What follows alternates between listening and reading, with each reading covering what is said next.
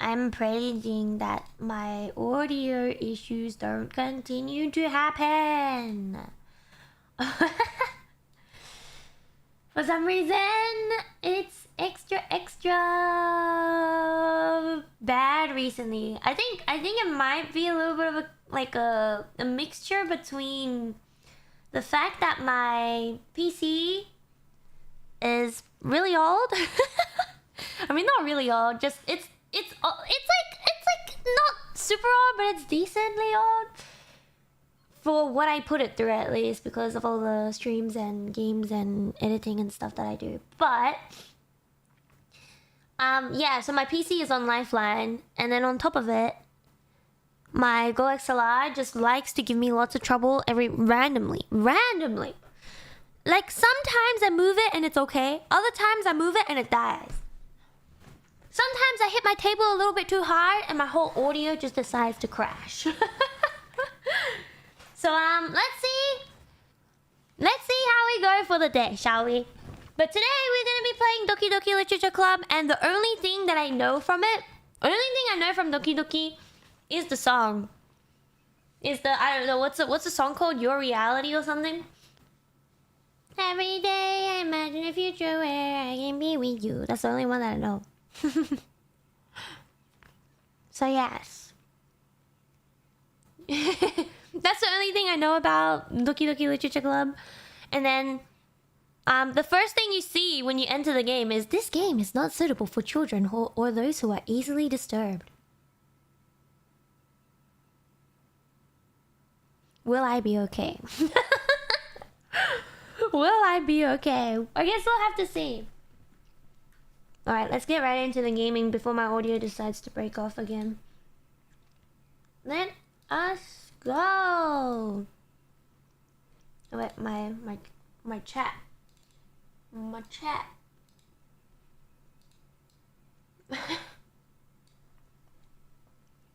Alright, are we ready? Individuals suffering from anxiety or depression may not have a positive experience playing the game. Maybe I should stop. Maybe I should just like stop. Alright, but let's go anyways, it's fine. It's like calling me out 24/7. Would you like a review detailed content? Would you like to review detailed content warning which contains spoilers? Alternatively, in-game content warning can be enabled in the settings menu at any time. Alright. You know what? I'll say no and then turn on the in-game content warning. How about that? How about that? Because I feel like spoilers won't be fun. By playing Doki Doki Literature Club, you agree that you have noted the game's age rating in your region and consent for your exposure of highly disturbing content. I agree. Oh, okay. Me. This game is not suitable for children. Yes, you said that earlier. Doki Doki! Wow, it's so cute!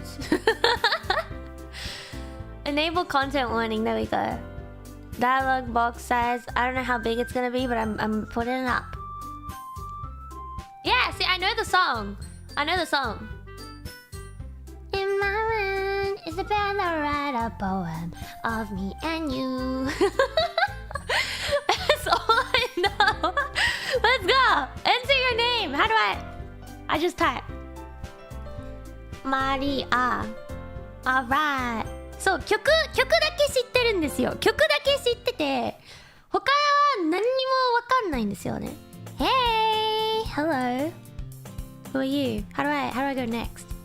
I see an annoying girl running towards me from the distance, waving her arms in the air like she's totally oblivious to any attention she might draw to herself. That girl is Sayori, my neighbor and good friend since we were children. Wow, I have friends. You know, the kind of friend you'd never see yourself making today, but it just kind of works out because you've known each other for so long. How's the audio balance? Can you guys hear the game? Let me know if the game is too loud, by the way.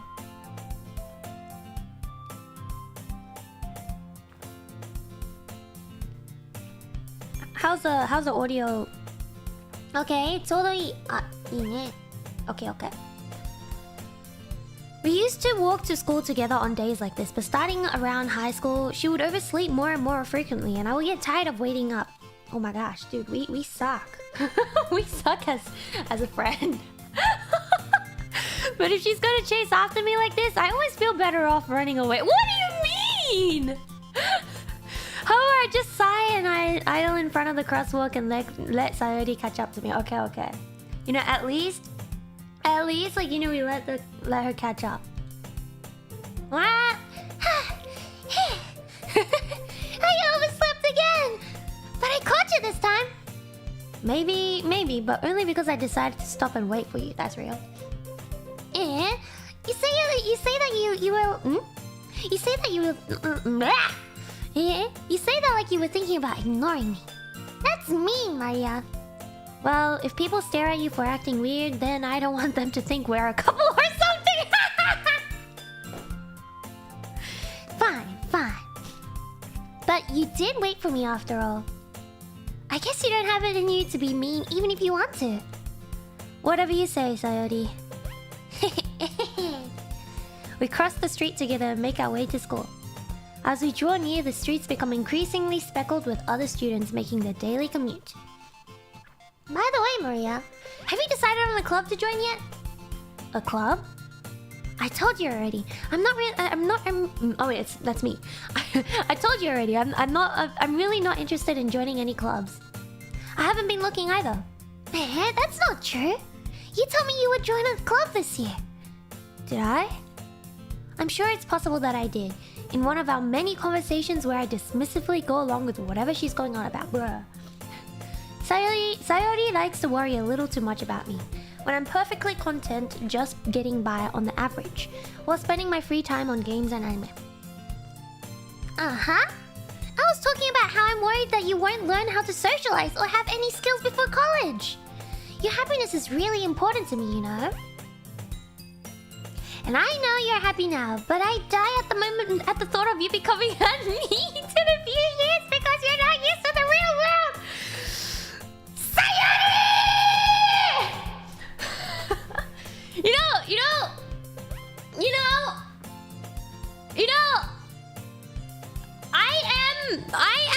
I am probably what they would call a professional NEET.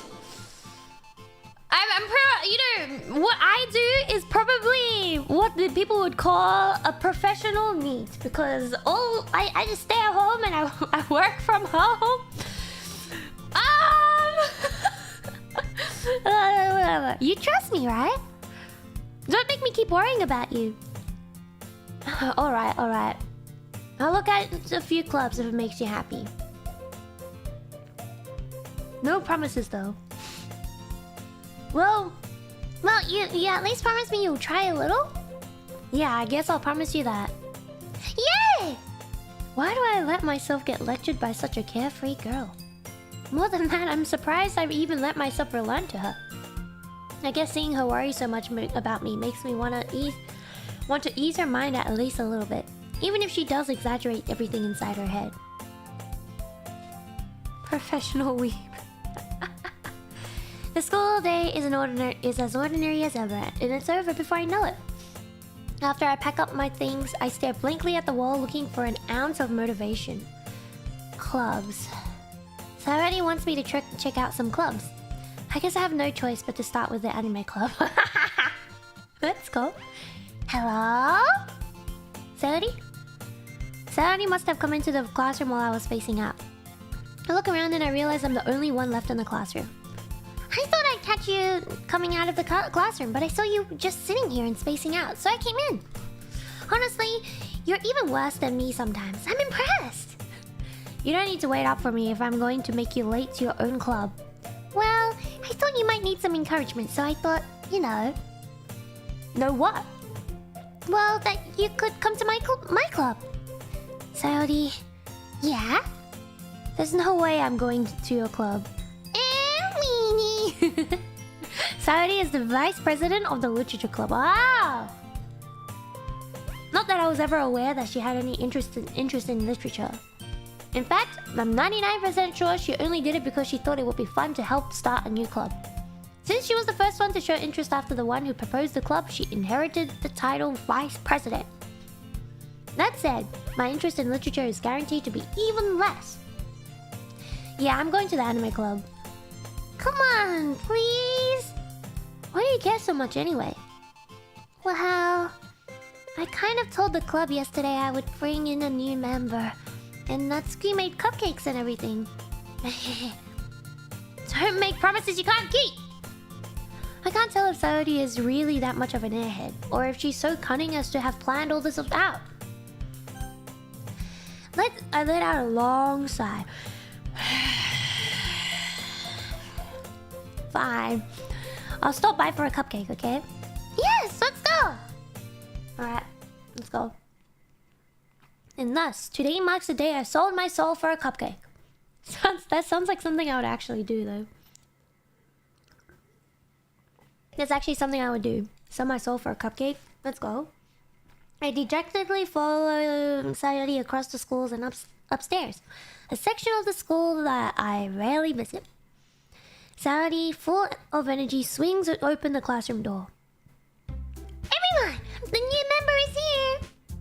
I told you, don't call me a new member. Eh? I glance around the room. Oh, what voice should we give her? Welcome to the literature club. It's a pleasure meeting you. Sayori always says nice things about you. Seriously? You brought a boy? I'm a boy? Way to kill the atmosphere. Ah, Maria. What a nice surprise. Welcome to the club. All words escape me in this situation. This club is full of incredibly cute girls. That sounds amazing. What are you looking at?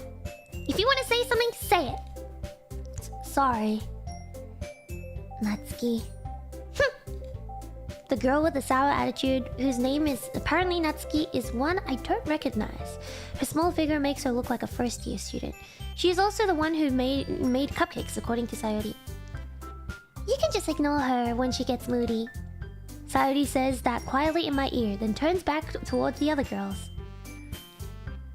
Anyway, this is Natsuki, always full of energy. And this is Yuri, the smartest in the club. Don't say things like that. Yuri, who appears comparably more mature and timid, seems to have a hard time keeping up with people like Sayori and Natsuki. Ah, well, it's nice to meet both of you.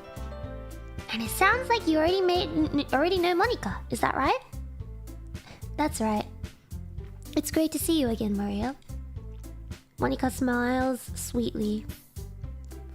We do know each other. Well, we rarely talked, but we were in the same class last year. Monika was probably the most popular girl in class. Smart, beautiful, athletic. Basically completely out of my league.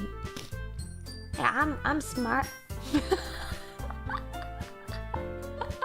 I'd like to think I'm beautiful. And, you know... Alright, let's see. So having her smile at me so genuinely feels a little... You too, Monika. Come sit down, Maria. We made room for you at the table so you can sit next to me or Monika. I'll get the cupcakes. Hey, I made them. I'll get them. Sorry, I got a little too excited. Then how about I make some tea as well? The girls have a few desks arranged to form a table. As I already mentioned, it's been widened so that there's one space next to Monika and one space next to Sayori. Natsuki and Yuri walk over to the corner of the room where Natsuki grabs a wrapped tray and Yuri opens the closet. Still feeling awkward, I take a seat next to Sayori. Natsuki proudly marches back to the table, tray in hand. Okay, are you ready? Ta-da! Wow! Natsuki lifts the foil off the tray to reveal a dozen white fluffy cupcakes decorated to look like little cats! Oh my god, let's go! The whiskers are drawn with icing and the little pieces of chocolates were used to make ears. So cute! had no idea you were so good at baking, Natsuki. Well, you know. Just hurry and take one. Sayori grabs on first and Monica. I follow. It's delicious. Sayori talks to the mouth. It's delicious. Has already managed to get the icing on her face. I turn the cupcake around in my fingers, with my fingers, looking for the best angle to take a bite. Natsuki is quiet. I can't help but noticing her sneaking glances in my direction. Is she waiting for me to take a bite? I finally bite down. The icing is so sweet and full of flavor. I wonder if she made it herself. This is really good. Thank you, Natsuki. Well, why are you thanking me? It's not like I... Haven't I heard this somewhere before? Made them for you or anything. Huh? I thought you technically did. Sayori said... Well, maybe! But not for you, you know, you dummy. Alright. Tsundere. I give up on Natsuki's weird logic and dismiss the conversation. Yuri returns to the table carrying a tea set. She carefully places a teacup in front of each of us before setting down the teapot next to the cupcake tray. You keep a whole tea... that's me. You keep a whole tea set in this classroom? Don't worry, the teachers gave us permission. After all, doesn't a hot cup of tea help you enjoy a good book? I guess. Don't let yourself get intimidated. Yuri's just trying to impress you. That's not... Insulted. Yuri looks away. I meant that, you know. I believe you. Well, tea and reading might not be a pastime for me, but I at least enjoy tea. I'm glad. Hello. Yuri faintly smiles to herself in relief. Monica raises an eyebrow then smiles at me. So, what made you consider the literature club? I was afraid of this question. Something tells me I shouldn't tell Monica that I was practically dragged here by Sayori. Well, I haven't joined any clubs yet, and Sayori seemed really happy here, so... That's okay, don't be embarrassed. We'll make sure you feel right at home, alright? Okay? As president of the literature club, it's my duty to make the club fun and exciting for everyone. Monica, I'm surprised. How come you decided to start your own club? You could probably be a board member for any of the major clubs. Weren't you a leader of the debate club last year? Well, you know. To be honest, I can't stand all the politics around the major clubs. It feels like nothing but arguing about budget and publicity and how to prepare for events. I'd much rather take something I personally enjoy and make something special out of it. And if it encourages others to get into literature, then I'm fulfilling that dream. Monica really is a great leader. Yuri nods in agreement. Then I'm surprised there aren't more people in the club yet. It must be hard to start a new club. You could put it that way. Not many people are very interested in putting out all the effort to start something brand new. Especially when it's something that doesn't grab your attention, like literature. I'll probably never have joined a literature club because reading is not my strength. You have to work hard to convince people that you're both fun and worthwhile. Okay. But it makes school events like the festival much more important. I'm confident that we can all really grow this club before we graduate. Right, everyone? Yeah! What's your favorite? I literally just opened up the game today, like less than 20 minutes ago. We'll do our best. You know it! Everyone enthusiastically agrees. Such different girls, all interested in the same goal. Monica must have worked really hard just to find these three. Maybe that's why they were all so delighted by the idea of a new member joining. Though, I still don't really know if I can keep up with the level of enthusiasm about literature. So, Maria, what kind of things do you like to read? Well... manga. Considering how little I've read these past few years, I don't really have a good way of answering that. Yeah! I knew it was gonna be this! Okay, no, but honestly, this is actually what I read, though. I mutter quietly to myself, half joking. Natsuki's head suddenly perks up. It looks like she wanted to say something, but she keeps quiet. Not much of a reader, I guess. Well, that can change. What am I saying? I spoke without thinking after seeing Yuri's sad smile. Anyway, what about you, Yuri? Well, let's see. Yuri traces the rim of her teacup with her finger. My favorites are usually novels that build deep and complex fantasy worlds. Oh, that is pretty cool. The level of creativity and craftsmanship behind them is amazing to me. And telling a good story in such a foreign world is equally impressive. Yuri goes on, clearly passionate about her reading. She seemed so reserved and timid since the moment I walked in, but it's obvious by the way her eyes light up that she finds her comfort in the world of books, not people. I see. But, you know, I like a lot of things. Stories with deep psychological elements usually immerse me as well. Isn't it amazing how a writer can so deliberately take advantage of your own lack of imagination to completely throw you for a loop? Anyway, I've been reading a lot of horror lately. Horror. Oh. I read a horror book once. I desperately grasp something I can relate at the minimal level. At this rate, Yuri might as well be having a conversation with a rock. Real. Really? I wouldn't have expected that, Yuri. For someone as gentle as you. I guess you could say that. But if a story makes me think or takes me to another world, then I really can't put it down. Surreal horror is often very successful at changing the way you look at the world, if only for a brief moment. I hate horror. Oh? Why is that? Well, Natsuki's eyes dart over to me for a split second. Never mind. That's right, you usually like to write about cute things, don't you, Natsuki? What? What gives you that idea? You left a piece of scrap paper behind last club meeting. It looked like you were working on a permanent poem called... Don't say it out loud! And give that back! Fine.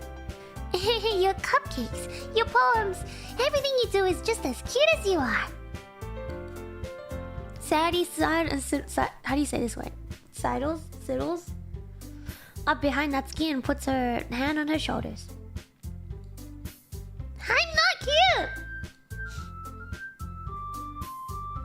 Natsuki, you write your own poems? Well, I guess sometimes. Why do you care? I think that's impressive. Why don't you share them sometime? No! Natsuki averts her eyes. You wouldn't like them. Not a very confident writer yet? I understand how Natsuki feels. Sharing that level of writing takes more than just confidence. The truest form of writing is writing to oneself. You must be willing to open up to your readers, expose your vulnerabilities, and showing even the deepest reaches of your heart. Do you have writing experience too, Yuri? Maybe if you shared some of your work, you can set an example and help Natsuki feel comfortable enough to share hers.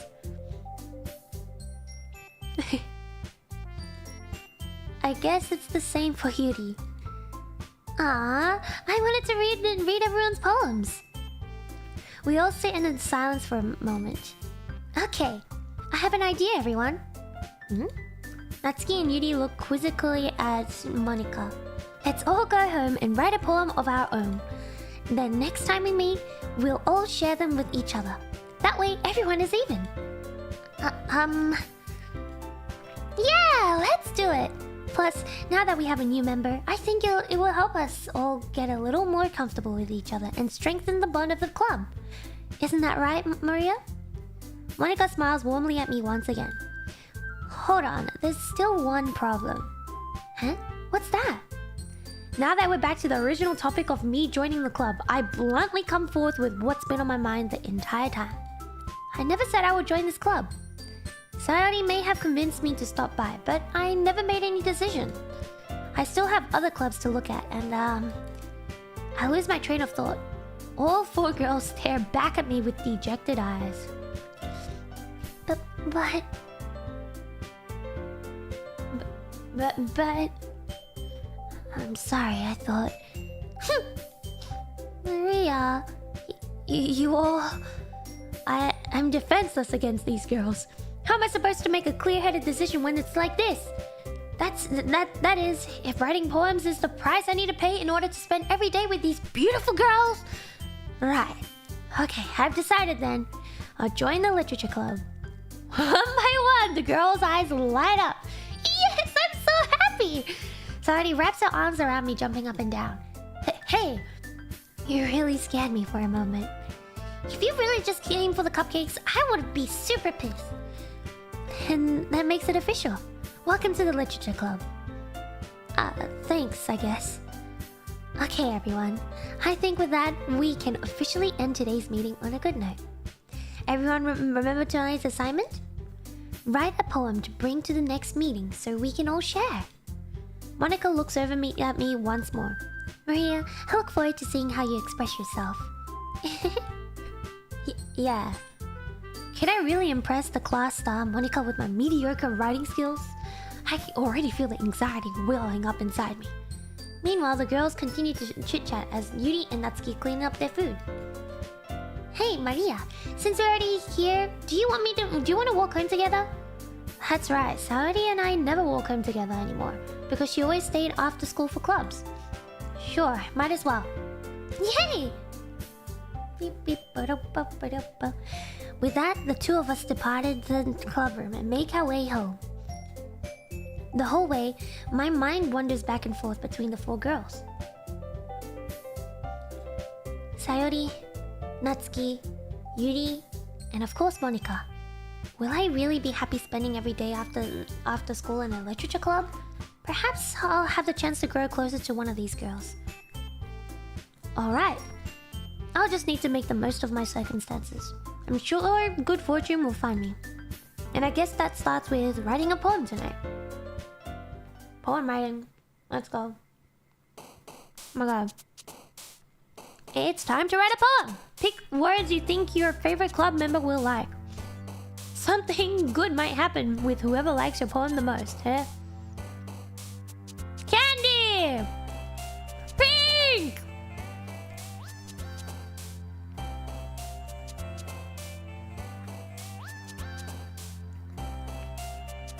Candy pink sunset.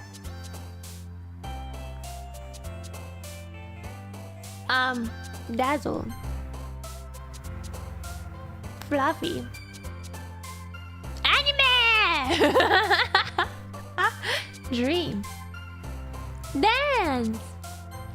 I'm just picking random ones. Charm? Music. Depression. Doki Doki.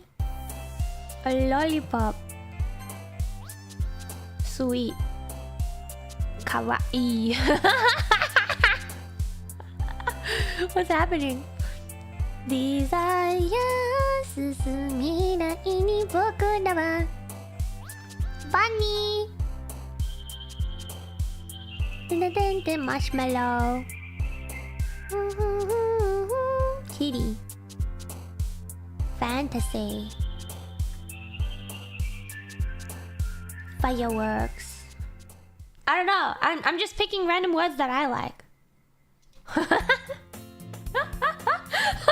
I don't know any of the girls yet, so we'll see.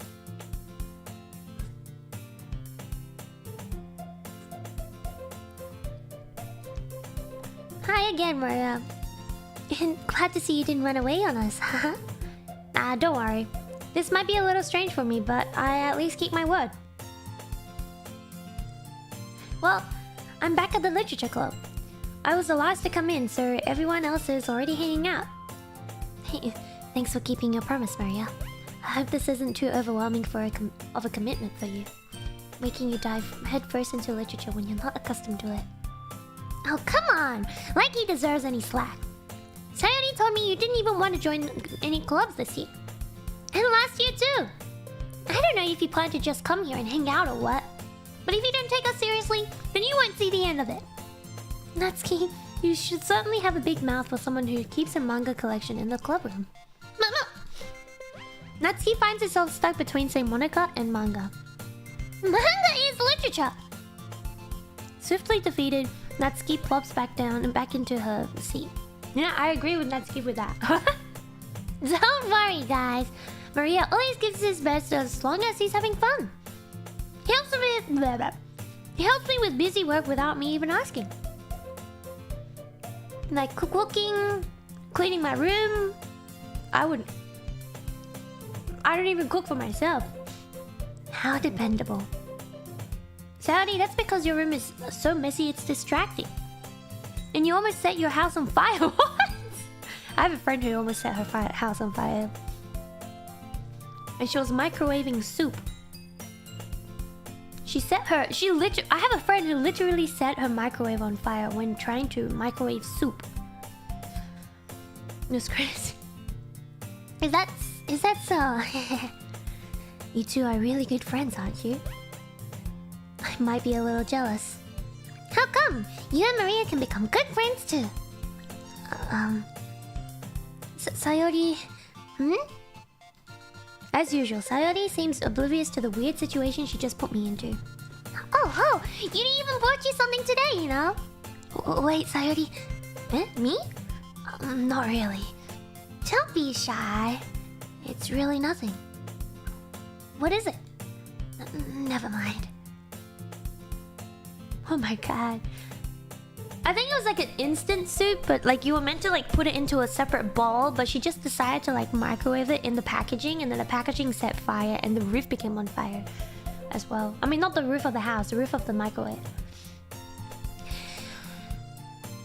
Sayori made it sound like a big deal when it's really not. What do I do? Huh? I'm sorry, Yuri, I wasn't thinking. I guess it means it's up to me to rescue this situation. Hey, don't worry about it. First of all, I wasn't expecting anything in the first place. I didn't think it was a metal tin. I think it was like paper with like some sort of like... You know those like juice pops or whatever that have like the sort of metallic color in the inside? Something like that. So any nice gestures from you is a pleasant surprise. It'll make me happy no matter what. Is that so? Yeah. I won't make it a big deal if you don't want it to be. Alright. Here. Yuri reaches into her bag and pulls out a book. I didn't want you to feel left out, so I picked out a book that I thought you might enjoy. It's a short read, so it should keep your attention, even if you don't usually read. And we could, you know, discuss it if you wanted. This is... How is this girl accidentally being so cute? She even picked out a book she thinks I'll like, despite me not reading much. Yuri, thank you. I'll definitely read this. I enthusiastically take the book. Well, you can read it at your own pace. I look forward to hearing what you think. Now that everyone's settled in, I expected Monica to kick off some scheduled activity for the club, but that doesn't seem to be the case. Saori and Monica are having a cheery conversation in the corner. Yuri's face is already buried in a book. I can't help but notice her intense expression. It was like she was waiting for this chance. Me? I'm just reading. Meanwhile, Natsuki is rummaging around in the closet. I still have no idea. I hear Natsuki utter an exasperated sigh within the closet. She seems to be annoyed by something. I approach her in case she needs a hand. You looking for something there? Monica! She never puts my stuff back in the right spot. What's the point in keeping your collection organized if someone else is just gonna mess it up? Natsuki slides a bunch of stacked books and boxes across the shelf. Manga. You read manga, right? Sometimes. Manga is one of those things where you can't admit you're really into it until you figure out where the other person stands. How did you know anyway? I heard you bring it up at some point. Besides, it's kind of written on your face. What's that supposed to mean? I see. There's a lone volume of manga amidst a stack of various books on the side of one of the shelves. Curious, I pull it out of the stack. There it is! Natsuki snatches it out of my hand. She then turns to a box of manga, slips the volume right in the middle of the rest. Ah, much better. Seeing a box set with one book missing is probably the most irritating sight in the world. I know that feel. I get a closer look at the box set she's admiring. Parfait Girls? Is a series I've never heard of in my life. That probably means it's either way out of my demographic or it's simply terrible. If you're gonna judge, you can do it through the glass on that door. She points at the classroom door. Hey, I wasn't judging anything. I didn't even say anything. It was the tone of your voice. But I'll tell you one thing, Maria. Consider this a lesson straight from the literature club. Don't judge a book by its cover. In fact, Natsuki pulls out the volume of Parfait Girls from the first volume of Parfait Girls from the box. I'm gonna show you exactly why. She shoves the book right into my hands. Ah. I stare at the cover. It features 4 girls in a colorful attire striking animated feminine poses. It's exceedingly moe. Don't just stand there! Natsuki grabs my arm and pulls me out of the closet. She then takes a seat against the wall beneath the windowsills. She pats on the ground next to her. On the ground? Signaling me to sit there. Wouldn't chairs be more comfortable? I take my seat. Chairs wouldn't work. We can't read at the same time like that. Man, why is that? I guess it's easy to be close together like this. Don't just say that. You make me feel weird about it. Natsuki crosses her arms and scooches an inch away from me. Sorry. I didn't exactly expect to be sitting this close to her either. Not that I can say it's a particularly bad thing. I open the book. It's only a few seconds before Natsuki once again inches closer, reclaiming the additional space while she hopes I won't notice. I can feel her peering over my shoulder, much more eager to begin reading than I am. Wow, how long has it been since I read the beginning? You don't go back and flip through the older volumes every now and then? Not really. Maybe sometimes after I've already finished the series. Hey, are you paying attention? I am, but nothing's really happened yet, so I can talk at the same time. It looks like it's about a bunch of friends in high school. Typical slice of life affair. I kind of grew out of these since it's rare for the writing to be entertaining enough to make up for the lack of plot. So, what should I expect from this? Is there going to be a plot? Well, obviously. You think I would enjoy something that didn't have a plot? I mean, well, I guess I know what you're saying. A lot of the beginning is about simple things. Like, there's a really funny chapter where they're obsessed with a guy at the ice cream shop. But that just helps you get to know the characters. And besides, it's still entertaining. But later on, there's all kinds of drama. Like when they get into all their backstories and when some of the romance starts to happen. That's really what makes it so good. There are so many touching parts. Is that so? It sounds like you really know what you're talking about. Maybe I underestimated you. Hey, wait! What's that supposed to mean? Natsuki gives me a little shove. Yeah.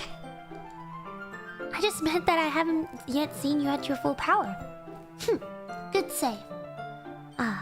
This chapter seems like it's about baking. This is just a guess, but is there a lot of baking in this manga? Well, Natsuki paused for a moment, as if she doesn't want to admit something. Yeah. Why does that matter? It doesn't. I was just curious. Since you enjoy baking too, right? That's just a coincidence. I just happened to get into baking around the same time I got this manga. Like I would ever get into something because it's in a manga. I feel bad for anyone that's that impressionable. That's me. I get into stuff because I read it in the manga. I'm like, oh my god, this is so cool. You can make books like this? I want to try making a book. When I read the Ascendance of a Bookworm. Definitely not a coincidence. I guess that explains Natsuki's interest in baking. Still, of all the hobbies to pick up from a manga, she's definitely one of the better ones. Not to mention, she's really good at it, so who am I to judge? Oh. Hello. We read on for a few more minutes. I finished a couple chapters at this point. Are you sure this isn't boring for you? It's not! Even though you're just watching me read? Well, I'm fine with that. If you say so. I guess it's fun sharing something you like with someone else. I always get excited when I convince any of my friends to pick up a series I enjoy. You know what I mean? You know? That's not... Well, I wouldn't really know. What do you mean? Don't you share your manga with your friends? Could you not rub it in? Jeez. Sorry. Like I could ever get my friends to read this. They just think manga is for kids. I can't even bring it up with them being all like... Huh? You still haven't grown out of that yet? Makes me want to punch him in the face. I know those kind of people. Honestly, it takes a lot of effort to find friends who don't judge, much less friends who are also into it. I'm already kind of a loser, so I guess I gravitated towards the other losers every time. What? But it's probably harder for someone like you. Yeah, that's pretty accurate. Wait, which part? I mean, I feel like I can't even keep it in my own room. I don't even know what my dad would do if he found this. At least it's safe here in the clubroom. Except Monaco was kind of a jerk about it. I just can't win, can I? Well, it paid off in the end, didn't it? I mean, here I am reading it. Well, it's not like that solves any of my problems. Maybe. But at least you're enjoying yourself, right? So? Hahaha. Jeez, that's enough! Are you gonna keep reading or what? Yeah. I flipped the page. Suddenly, Natsuki starts laughing. I totally forgot that happens. Natsuki puts her finger on one of the panels. Minori is my favorite character. You always feel a little bad for her since she's so unlucky. But it gets especially bad when... I shouldn't be talking about that yet. Just finish this chapter. Natsuki's voice sparkles with an excitement. It's a stark contrast to her usual bossy tone. But if she's not used to sharing her favorite manga with her friends, I can understand why. It's hard to express in words the feelings you get when connecting with someone like that. And being able to provide that to Natsuki, for whom it's a rare experience. The thought makes me smile a little to myself. Okay, everyone. Are you all ready with today's poems? Oh, come on! Could your timing be any worse? Sorry. I just need to make sure we have enough time. Though, you do look pretty cozy over there. Huh? Ah! Natsuki suddenly notices how close she's gotten to me. She hastily slides herself a good 12 inches away from me. Alright. Guess I'll stop here for now. I close the book and hand it towards Natsuki. You're just giving it back? Don't you want to know what happens? Yeah, but... Monica just said... Don't be dumb. Just take it home with you. Is that really alright? I say that mostly because I didn't plan on using my spare time to read this. Well, of course. It would take forever to finish if you didn't take it home. Just finish that one before tomorrow so we can start the next one. And if it gets bent, I'll kill you. By tomorrow? I only got partway through the volume so far. I might fall behind on some shows if I try to get through this. But I suppose that's a necessary sacrifice in exchange of seeing Natsuki's enthusiastic face. Or am I scared of what would happen if I don't finish it? Alright then. I stand up. I return to where I put my stuff and carefully slip the book in my bag. By the way, did you remember to write a poem last night? Yeah. My relaxation ends. I can't believe I agreed to do something so embarrassing. I couldn't really find much inspiration since I've never really done this before.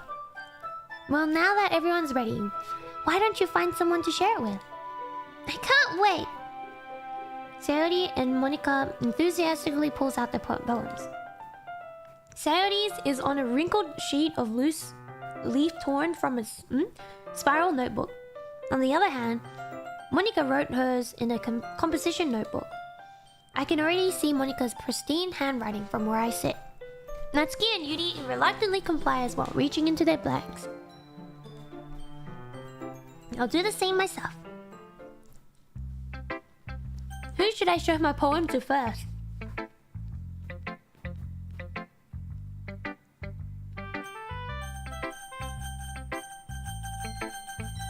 Yuri. Yuri seems the most experienced, so I should start with her. I can trust her opinion to be fair.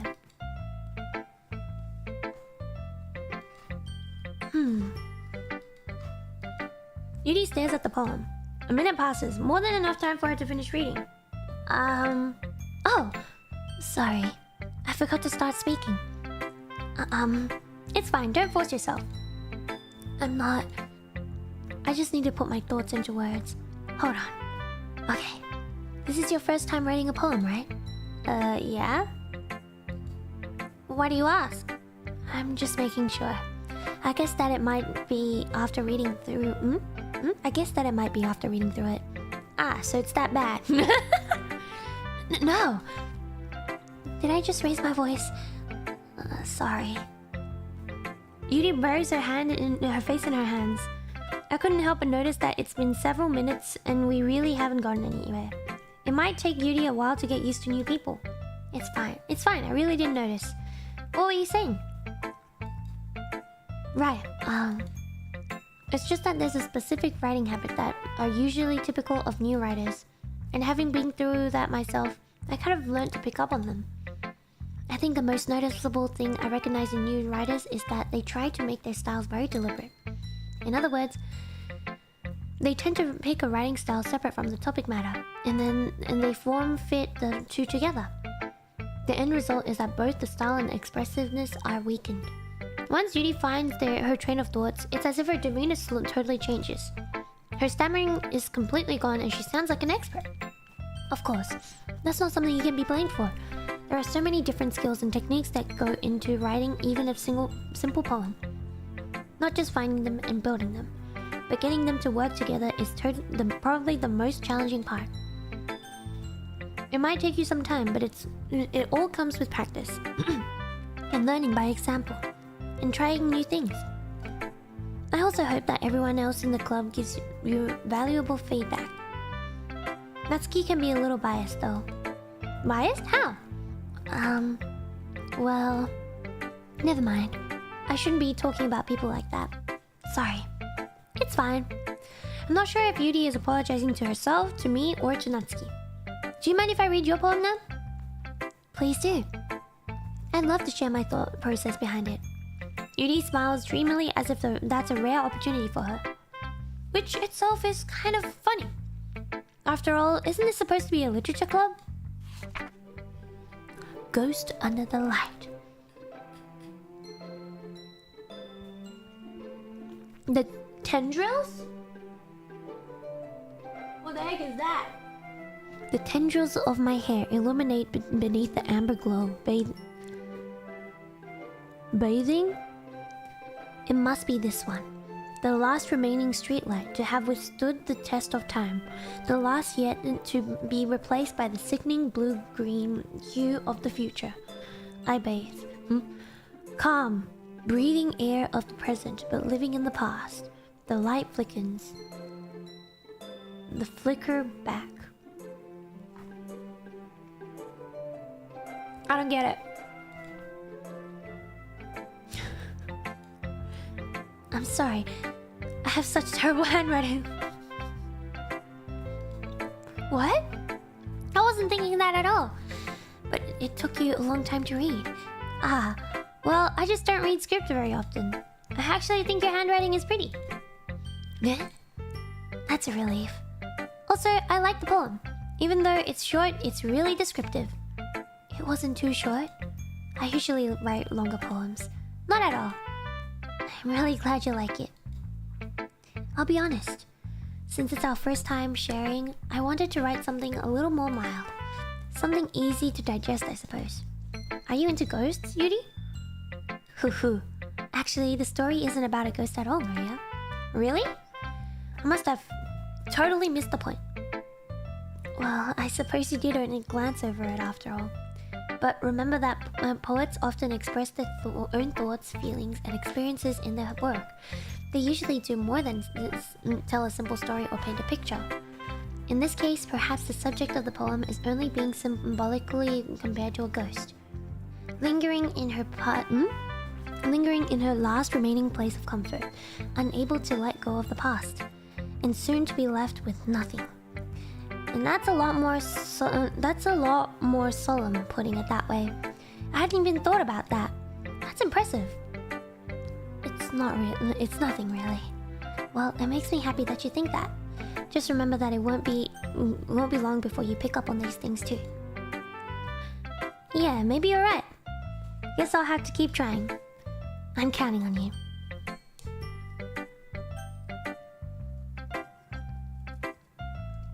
Show poem to next.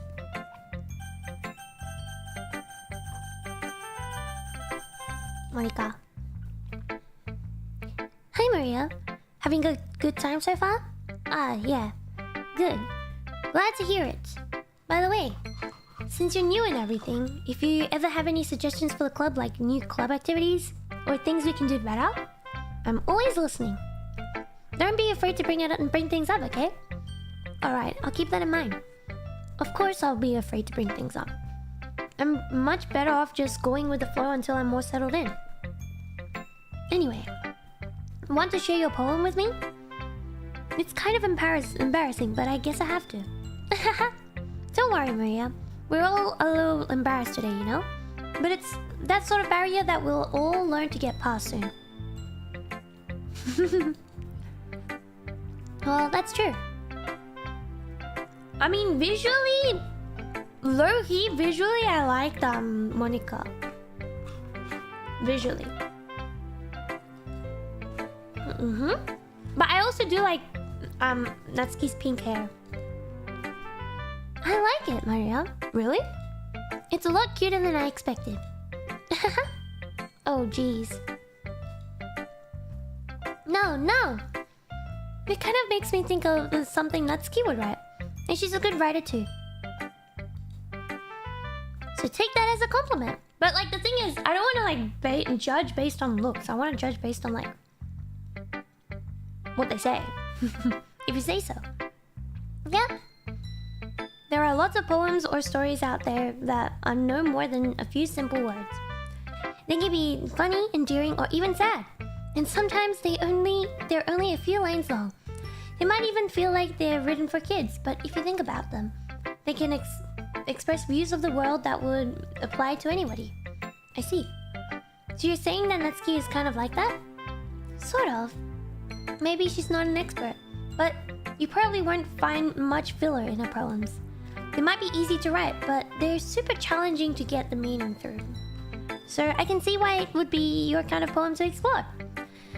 I'm sure I'll end up trying different things a lot. It could take a while before I feel comfortable doing this. That's okay. I'd love to see you try new things. That's the best way to find the kind of style that suits you. Everyone else might be a little biased towards their own kinds of styles. But I'll always find you... I will always find... oh my gosh. I will always help you find what suits you the most. So don't force yourself to write the poem right the way everyone else wants you to write. It's not like you have to worry about impressing them or anything. Huh? Ahahaha. Anyway, do you want to read my poem now? Don't worry, I'm not very good. You sound pretty confident for someone who claims to not be very good. Well, that's because I have to sound confident. That doesn't mean I always feel that way, you know? I see. Well, let's read it then.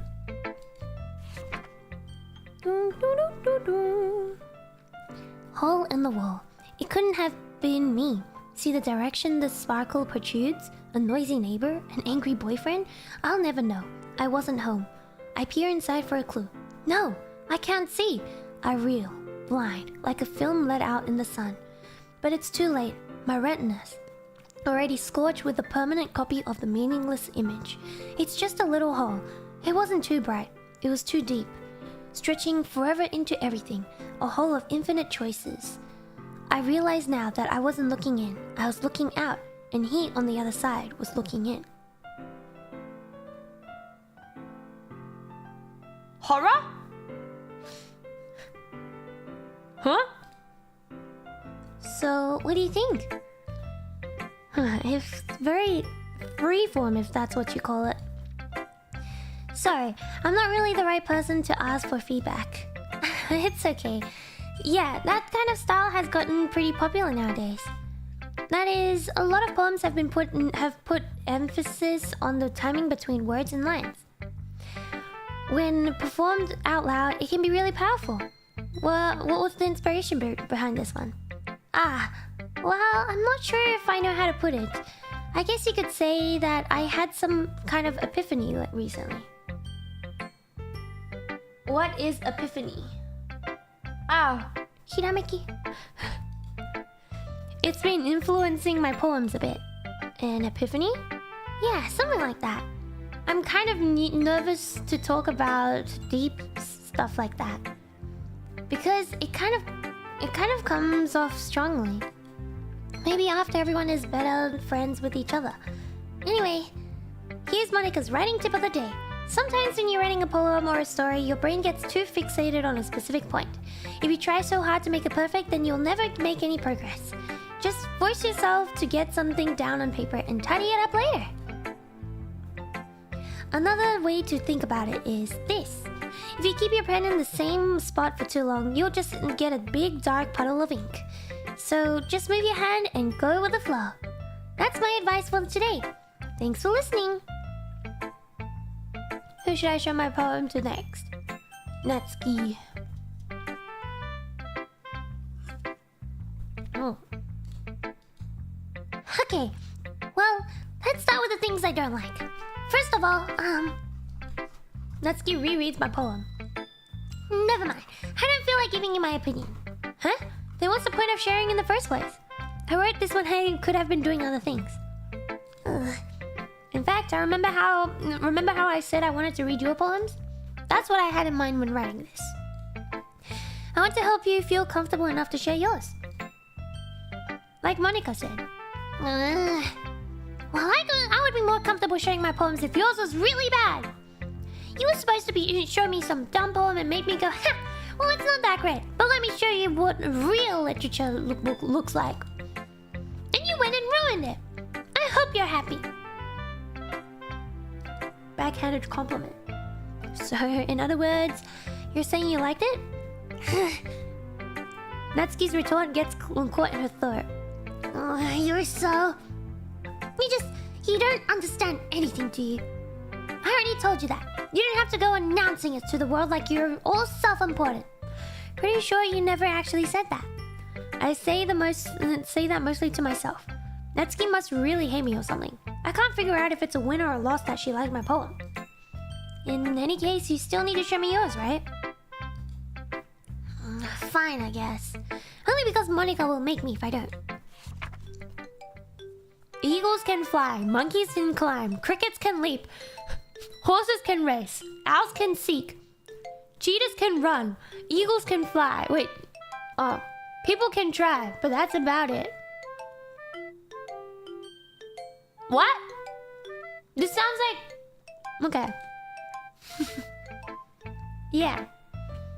I told you that you weren't gonna like it. I like it. What? Just be honest. I am. Why are you so convinced that I wouldn't like it?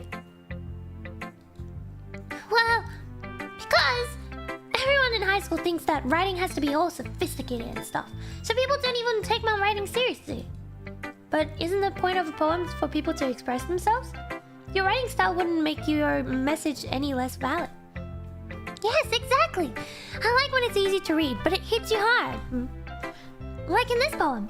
Seeing everyone around you do things can be really disheartening, so I decided to write about it.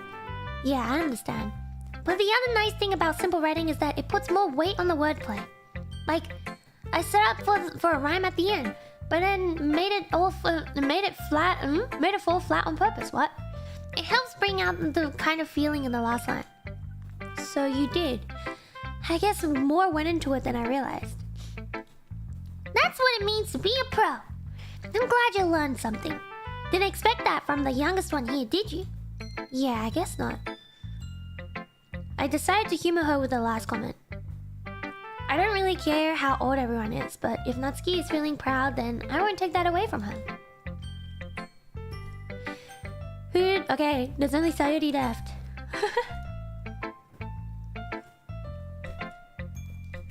This is a good poem, Maria. Are you sure it's your first time? Of course. It's not that good. Am I the kind of guy who would write a poem in his spare time? No. Yeah, I guess you're right. But that's why it impressed me. Well, to be honest, I was afraid that you wouldn't do it seriously. Or that you wouldn't write one at all. I'm really happy just that you wrote one. It just reminds me of how you're really part of the club now. Not to mention the fact that I'm standing in front of you in the club room. Well, of course. I'm not really into it yet. But that doesn't mean I'll break my promise. See? It's like I said before, Maria. Deep down, you're not selfish at all, you know? Trying new things like this for other people. That's something that only really good people do. Thanks, Sayori. I'm not sure if Sayori sees the full picture of my motives here. Then again, I can't deny that she's part of the reason I joined.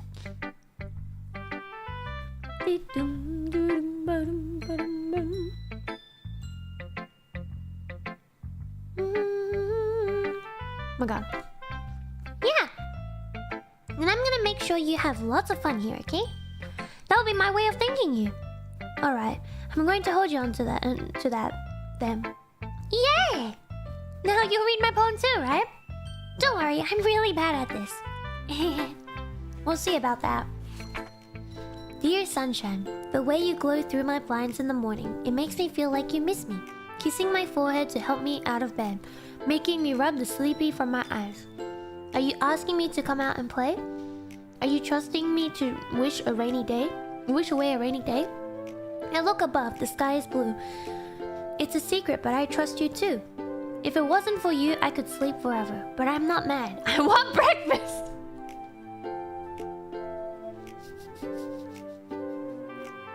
I was like, wow, this is going pretty good. I want breakfast. That's me. That's me right there. I want breakfast right now. I want food. Sayori, this is just a guess, but did you wait until this morning to write this? No, just a little bit. You can't answer just a little bit to a yes or no question. I forgot to do it last night. Well, at least that makes me feel a little better about myself. Don't be mean. I still tried my best. I know you did. Ah, yeah. I didn't mean to say that it was a bad poem. It came out nice, or how should I put it? It sounds just like you. Really? Yeah. Especially that last line. I made eggs and toast. Even though you were late to school? It's bad to skip breakfast. I get all cranky. Well, I guess there's no point in arguing. Anyway, thanks for showing me. This was so much fun. Monika's the best. Ah, yeah. But next time I won't forget. And I'm gonna write the best poem ever. Well, I guess I'll look forward to it. Guess that's everyone. I glanced around the room. It was a little more stressful than I anticipated. It's as if everyone is judging me for my mediocre writing abilities. Even if they're just being nice, there's no way my poem can stand up to theirs. This is a literature club after all. I sigh. I guess that's what I ended up getting myself into. Across the room, Sayori and Monika are happily chatting. My eyes land on Yuri and Natsuki. They gingerly exchange sheets of paper, sharing their respective poems. As they read in tandem, I watch each of their expressions change. Natsuki's eyebrows furrow in frustration. Meanwhile, Yuri smiles sadly. What's with this language? Huh? Did you say something? Oh, it's nothing. Natsuki dismissively returns the poem to the desk with one hand. I guess you could say it's fancy. Ah, thanks. Yours is cute. Cute? Did you completely miss the symbolism of or something? It's clearly about the feeling of giving up. How can that be cute? I know that. I just meant The language, I guess. I was trying to say something nice. Huh? You mean you have to try that hard to come up with something nice to say? Thanks, but it really didn't come out nice at all. Well, I do have a couple suggestions. If I was looking for suggestions, I would have asked someone who actually liked it. Which people did, by the way. Sayori liked it. Oh. And Maria did too. So based on that, I'll gladly give you some suggestions on my own. First of all, excuse me. I appreciate the offer, but I spent a long time establishing my writing style. I don't expect it to change anytime soon. Unless, of course, I come across something particularly inspiring. Which I haven't yet. And Maria liked my poem too, you know? He even told me he was impressed by it. Natsuki suddenly stands up. Oh, I didn't realize you were so invested in trying to impress our new member, Yuri. Eh? That's not what I... You're just... Yuri stands up as well. Maybe you're just jealous that Maria appreciates my advice more than he appreciates yours. Huh? And how do you know he didn't appreciate my advice more? Are you that full of yourself? No. If I was full of myself, I would deliberately go out of my way to make everything I do overly cutesy. Is everyone okay? Well, you know what? I wasn't the one whose boobs magically grew a size bigger as soon as Maria started showing up. What? Natsuki. Natsuki, that's a little... This doesn't involve you. I don't like fights, guys. Suddenly, both girls turned towards me as if they just noticed I was standing there. What the heck? What the heck is happening? Maria, she's just trying to make me look bad. That's not true. She started it. If she could get over herself and learn to appreciate the simple writing is more effective, then it wouldn't have happened in the first place. Oh my god, they're fighting. The girls are fighting. What's the point in making your poems all convoluted for no reason? The meanings shouldn't jump out at the reader, not force them to have to figure it out. Help me explain that to her, Maria. Wait, there's a reason why we have so many deep and expressive words in our language. It's the only way to convey complex feelings and meaning the most effectively. I'm gonna be honest. Oh my gosh, sorry, I just burped into the mic. I'm so sorry. I don't know. I just... Oh my god. I'm gonna be honest. Imagine that didn't happen. And wipe that off your memories, everybody. Wipe it off your memories. Okay. So...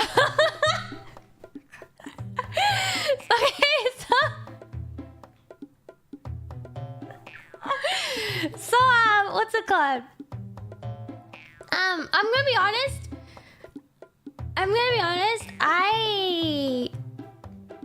I didn't understand any of the poems.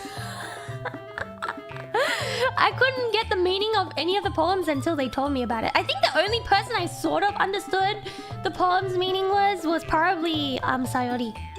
I think Sayori was the only one that I could actually somewhat understand. What do you mean, Teskaru? You heard nothing? Good. That's how you should react, yes. Okay. Avoiding them is not only unnecessarily limiting yourself, it's also a waste. You understand that too, right, Maria? Well... How did I get dragged into this in the first place? It's not like I know anything about writing. But whoever I agree with, he'll probably think more highly of me. So of course I'm going to... Help me, Sayori! Natsuki glares at me, drying up any words I had in my mouth. So instead I turn to Yuri. Yuri... Ah! But Yuri's expression is so defenseless that I can't bring myself to say anything to her. Sayori! Eh? Yeah! Everyone's fighting is making Sayori uncomfortable. How can the two of you keep fighting when you know you're making your friend feel like this?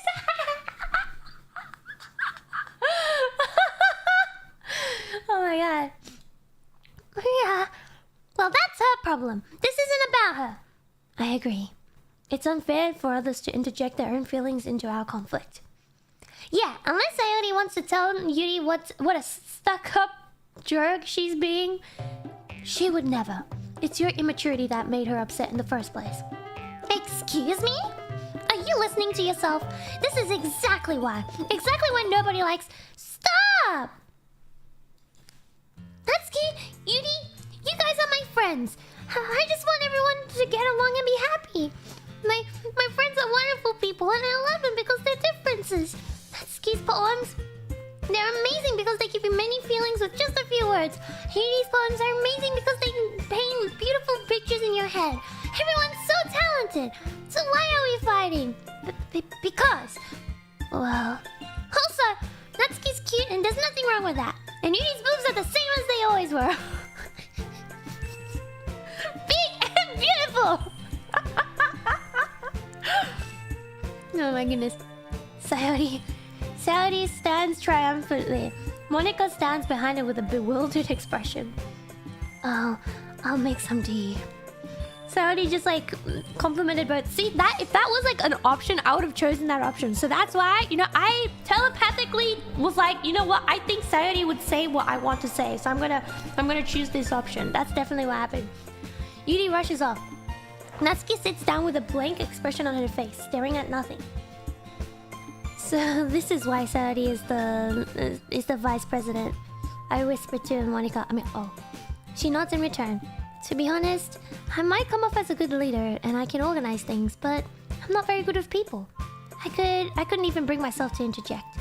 As president, that's kind of embarrassing of me. Nah, it's not like I can blame you. I wasn't able to say anything either. Well, I guess that just means Sayori is amazing in her own ways, isn't she? You could say that. She might be in her head, but sometimes it's weirdly suspicious that she knows exactly what she's doing. I see. Take good care of her, okay? I would hate to see her get herself hurt. That makes two of us. You can count on me. Monika smiles sweetly at me, causing my stomach to knot. Such a genuine person really does make a good president. Regardless of what she says. If only I could get the chance to talk to her a little more. Okay, everyone. It's about time for us to leave. How did all of you feel about sharing poems? Yeah, how did everyone feel? We had a cat fight happening. It was a lot of fun. Well, I'd say it was worth it. It was alright. Well, mostly. Maria, what about you? Yeah, I'd say the same. It was a neat thing to talk about with everyone. Awesome. In that case, we'll do the same thing tomorrow. And maybe you learned something from your friends too.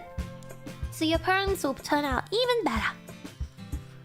I think to myself, I did learn a little bit more about the poems everyone likes. With any luck, that means I can at least do a better job impressing those I want to impress. I nod to myself with newfound determination. Maria, ready to walk home? Sure, let's go. Sayori beams at me. It truly has been a while since Sayori and I have spent this much time together.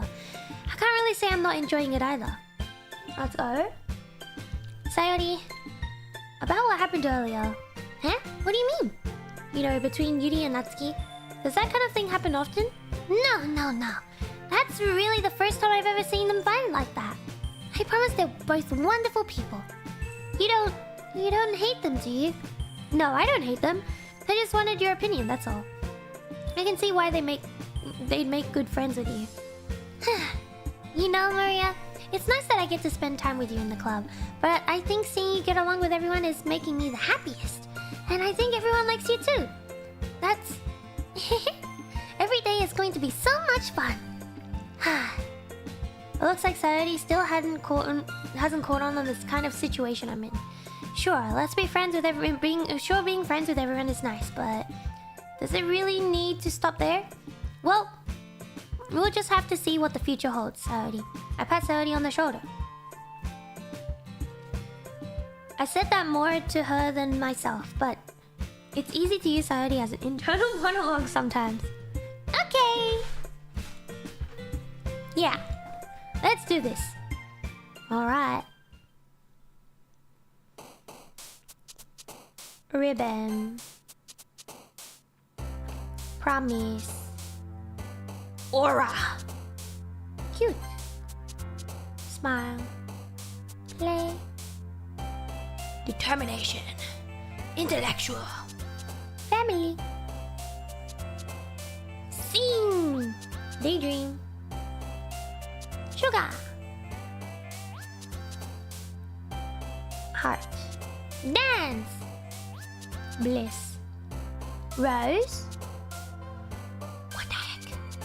Music. Puppy. Melody. Giggle. Aura farming. Another day passed. It's time for the club meeting already. I've gotten a little bit more comfortable here over the past couple of days. Entering the club, the usual scene greets me. Hi, Maria. Yo, Sayori.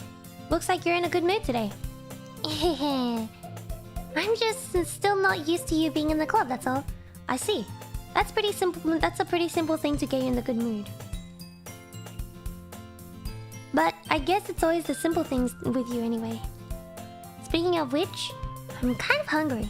Will you come with me to buy a snack? No thanks. Huh?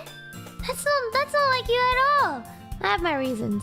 Why don't we take a look at your purse, Sayori? Why that all of a sudden? No reason really. I just wanted to look at it. Sayori nervously retrieves her coin purse. She fumbles with the latch and gets it open. Then she turns it upside down and let its contents spill onto the desk. Only 2 small coins fall out. I knew it. I can see right through you, Sayori. That's not fair. How did you even know? It's simple. If you had enough money in the first place, you could have bought a snack before coming to the club room. So either you're not hungry and wanted an excuse to take a walk, or you plan to conveniently forget that you spent all of your money so that I would lend you some. But there's one more thing. You're always hungry. And so that only leaves one option. I'm always hungry too. She's just like me, for real, for real. I give up. Don't make me feel guilty. If you're feeling guilty, that means you deserve to feel guilty. Beauty suddenly giggles. Eh? I didn't notice that she was listening in. Her face is always in a book, as always. I wasn't listening or anything. It was just something in my book. Beauty! Tell Maria to lend me some to borrow me some money. Don't get me involved like that, Sayori. Besides, you should only buy what you can responsibly afford. And frankly, after pulling a mischievous stunt like that, your suffering is fair enough retribution. I didn't mean that. I got too absorbed in my book. I really like when you speak your mind, Judy. It doesn't happen much, but it's a fun side of you. There's no way you could think like that. You were right, though. I did something bad, and now I have to accept the retribution. That. Still, coming from you, Sayori, I guess there's a little devil inside all of us, isn't there? Hehe. Don't let her fool you. Sayori knows exactly what she's doing. After all, she told you guys she was bringing me to the club before she even told me. But you wouldn't have come here if it weren't for the cupcakes. So I had to trick Natsuki into making them. Oh, come on. Give me more credit than that, Sayori. Hehehehe. Out of nowhere, something smacks Sayori in the face and tumbles onto the desk. Ow! What was... Huh? A cookie! Sure enough, it's a giant cookie wrapped in plastic. Sayori glances around. Is this a miracle? It's because I paid my restitution. What? Retribution. Actually, that one almost worked. I was just gonna give it to you. But then I heard you blab about the cupcakes. That was totally worth seeing your reaction, though. Haha. Natsuki! That's so nice of you. I'm so happy. Sayori hugs the cookie. Jeez, just eat it. Sayori rapidly tears open the paper wrapper and takes a big bite. So good! Sayori suddenly clasps her hand over her mouth. I bit my tongue! You're going through a lot over just one cookie. Takes a bite of her own cookie. Ha! Yours looks really good too, Natsuki. Can I try it? Jeez, beggars can't be choosers. But yours is chocolate. Yeah, why do you think I gave you that one? Fine. Still, I'm really happy that you shared this one with me. Sayori gets out of her seat and goes behind Natsuki, then wraps her arms around her. Wow, cute. Ah, jeez! I get it.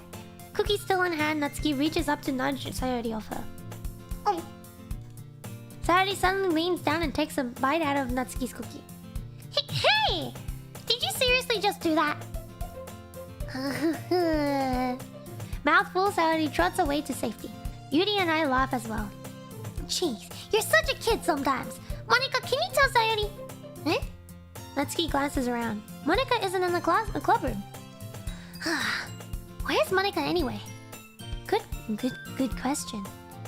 Have any of you heard anything about her being late today? Not me. Yeah, I haven't either. That's a bit unusual. I hope she's okay. Of course she's okay. She probably just had something to do today. She's pretty popular after all. Eh? You don't think she has a... I wouldn't be surprised. She's probably more desirable than all of us combined. Oh my god. That's true. Excuse me? Suddenly the door swings open. Sorry, I'm super sorry. Ah, there you are. I didn't mean to be late. I hope you guys won't worry or anything. Eh? Monika chose the club over her boyfriend after all. You're so strong-willed. Boyfriend? What on earth are you talking about? Monika quizzically glances at me. Ah, never mind that. What held you up anyways? Well, my last period today was study hall. To be honest, I kind of just lost track of time. That makes no sense though. You would have heard the bell ring at least. I must not have heard it since I was practicing piano. Piano? I wasn't aware you played music as well, Monika. I don't really. I kind of just started recently. I've always wanted to learn the piano. That's so cool! You should play something for us, Monika. Monika looks at me. Maybe once I get a little better, I will. Yay! That sounds so cool. I'd also look forward to it. Is that so? In that case, I won't let you down, Maria. Monika smiles sweetly. Ah, I didn't mean any pressure or anything like that. Don't worry, I've been practicing a whole lot recently, and I'd really love the chance to share once I'm ready. I see. In that case, best of luck. Thanks. So I didn't miss anything, did I? Nah, not really. I chose to leave out Sayori's mischievous escapade. I don't know how to say that word. I'm sure Natsuki will end up complaining to her anyways. Looks like everyone has settled down. Sayori somehow already finished her entire cookie. Yuri is back to her book and Natsuki disappeared into the closet. Man, it looks like no one wants to be bothered today. I slumped down in the nearest desk. How am I supposed to occupy myself with something literature related by myself like this? I guess I could always read some of the book Yuri gave me. But I feel a little too tired to read. I could probably fall asleep right now. I close my eyes and end up listening in on Sayori's conversation with Monika. We're probably gonna seem really lame compared to all the other clubs though. Well, we can't give up. The festival is our chance to show everyone what literature is all about. The problem is that the idea of literature club sounds too dense and intellectual. But it's not like that at all, you know? We just need a way of showing that to everyone. Something that speaks to their creative minds. That doesn't involve the problem. That doesn't solve the problem though. Huh? What do you mean? Even if we come up with the most fun things ever, nobody will come in the first place. It's like a literature event. So it's more important to figure out how to get people to show up in the first place. You know? And after that, after they come, we can do the things to speak... We can do the things to speak to their creative minds. And what's that? And what's this? Sayori is taking this really seriously. It's rare to hear her It's rare to hear her deliberating like this. Huh, that's a good point. In that case, do you think food will do the trick? What kind? Well, I guess we could... Cupcakes! Good thinking. Natsuki would love to do that. You're right. Natsuki makes the best cupcakes. That works out perfectly. That wasn't why you suggested it? Cupcakes speak to my creative tummy. Cupcakes it is then. I'm hungry. Anyway, we still need to work out the details of the event itself. I find myself smiling. In the end, Sayori is still her usual self. But therein lies the unexpected reason I admire her. Unlike me, who has trouble finding any motivation at all. Sayori can put her mind to things and make them come to life. I suppose that's why I ended up letting her get on my case about things. I can't help but wonder what it would be like to see the world through her eyes. Let's see. Ah! I opened my eyes to find Sayori's face filling my vision. I nearly fell out of my chair. Hey, sorry. Wait. Actually, I'm not sorry at all. It's your fault for sleeping like that. This isn't the napping club.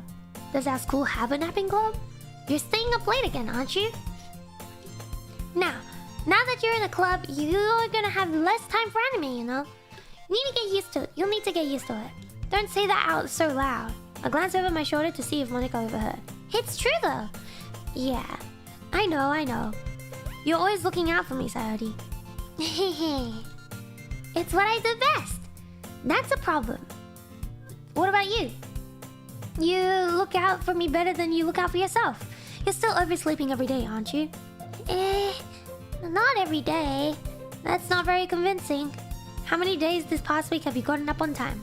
That's a secret. I knew it. Come on.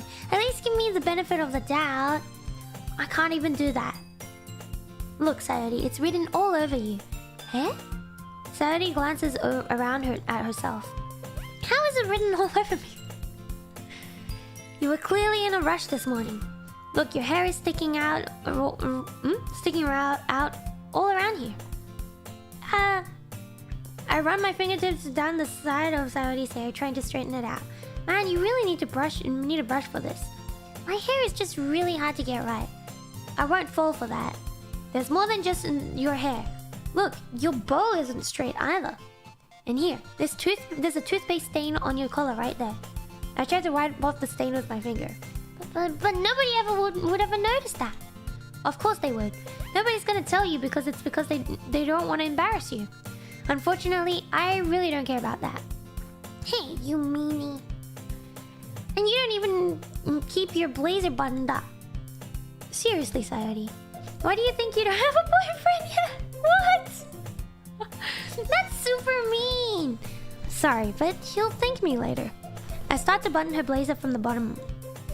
Once you see how much better it looks, you'll change your mind. That is so mean. Oh my gosh. This is so funny. What is? Well, I was just thinking how weird it is to have a friend who does this kind of thing. I've been thinking for like 2 years. Oh my god, no BF. Unlucky. Eh? Don't say that. You made me feel weird about it, stupid. She has this button undone as well. Okay. It's okay though. I'm happy we're like this. Aren't you? I guess. Hey, be careful. The button might come off. Why is this one so hard to close? I struggle to fully close the button here. Does this thing even fit you properly? It did when I bought it. If you ever buttoned it, you would have noticed sooner that it doesn't fit you anymore. What are you smiling about? It means my boobs got bigger again. Don't say that out loud. Anyway, you look much better now, so... Why does it feel strange to see Sayori's blazer buttoned up like this? But it's so stuffy. It's not worth it at all. Sally hastily unbuttons her blazer once more. Ugh, that's so much better. Huh? Sally puts her arms around and twirls around. So if I keep it unbuttoned, then I won't get a boyfriend, right? What kind of logic is that? And why are you saying that like it's a good thing? Because if I had a boyfriend, then he wouldn't even let you do things like this. And you take care of me better than anyone else would anyway. So that's why I'm keeping it unbuttoned, eh y'all? Stop saying all these embarrassing stuff. Huh? I didn't say anything embarrassing. Jeez. Well, anyway, just focus on trying to wake up a little earlier. Only if you focus on going to bed earlier. Fine. It's a deal. I guess we really are better at taking care of each other than we are taking care of ourselves. Yeah, I guess so, huh? So, maybe you should come wake me up in the morning. You're doing it again, Sayori. But I was joking that time. Man, it's impossible to tell with you sometimes. Hello. Okay, everyone. Huh? Monica suddenly calls out. Why don't we share the poems you wrote now? Yay! Maria, I can't wait to read yours. Yeah, same. I failed to sound enthusiastic, but Sayori still trots away to retrieve a poem. Who should I... show my poem first. Let's go, Monica. Aia. I spilled my drink. Hi again.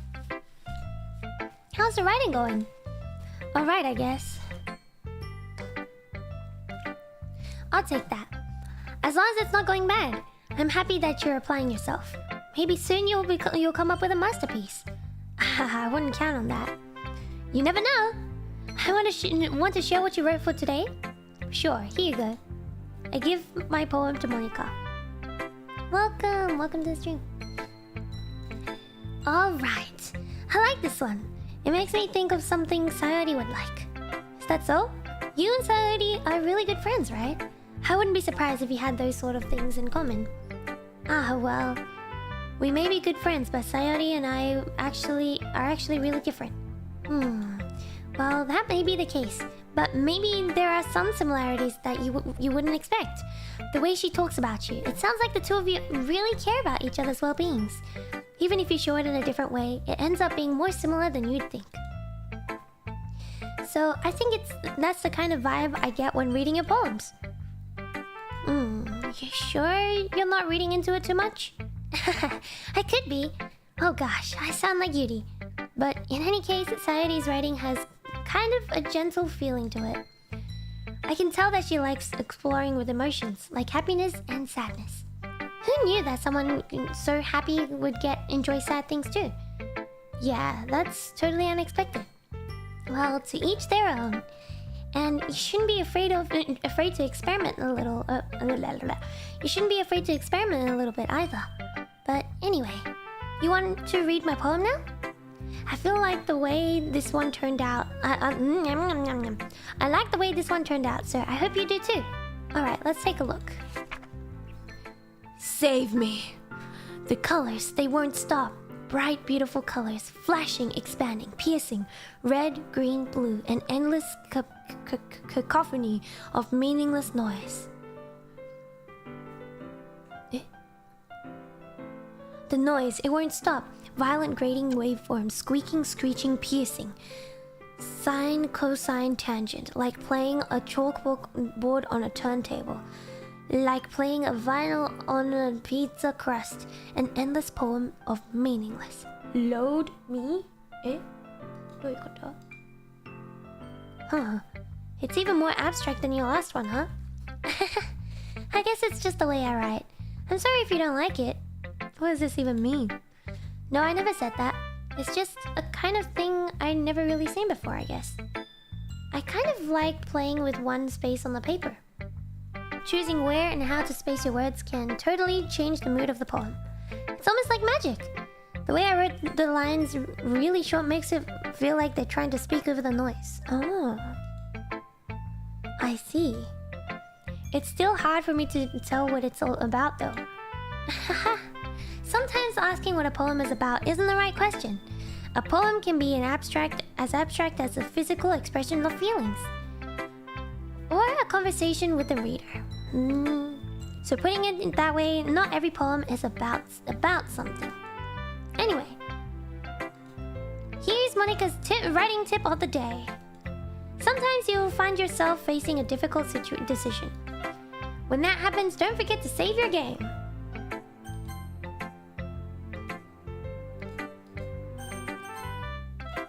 You never know when you might change your mind, or when something unexpected may happen.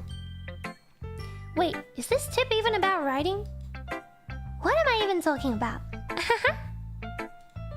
That's my advice for today. Thanks for listening! Thanks, Monica. Who should I show my poem to next?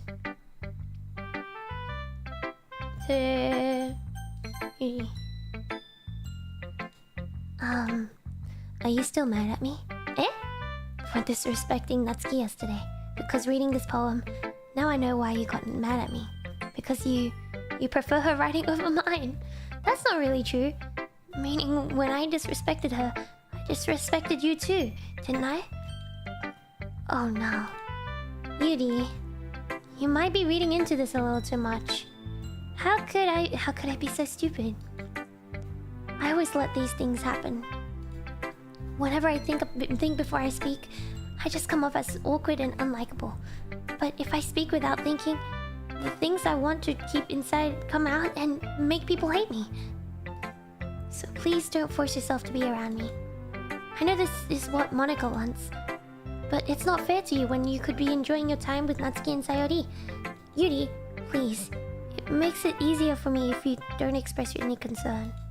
Besides, I have my books with me. That's all I need. Bruh.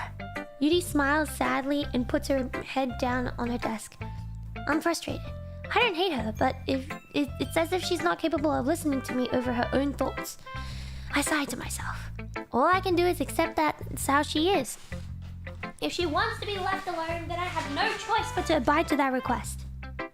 I see. Alright, I guess we don't get to read her book. Natsuki, here you go.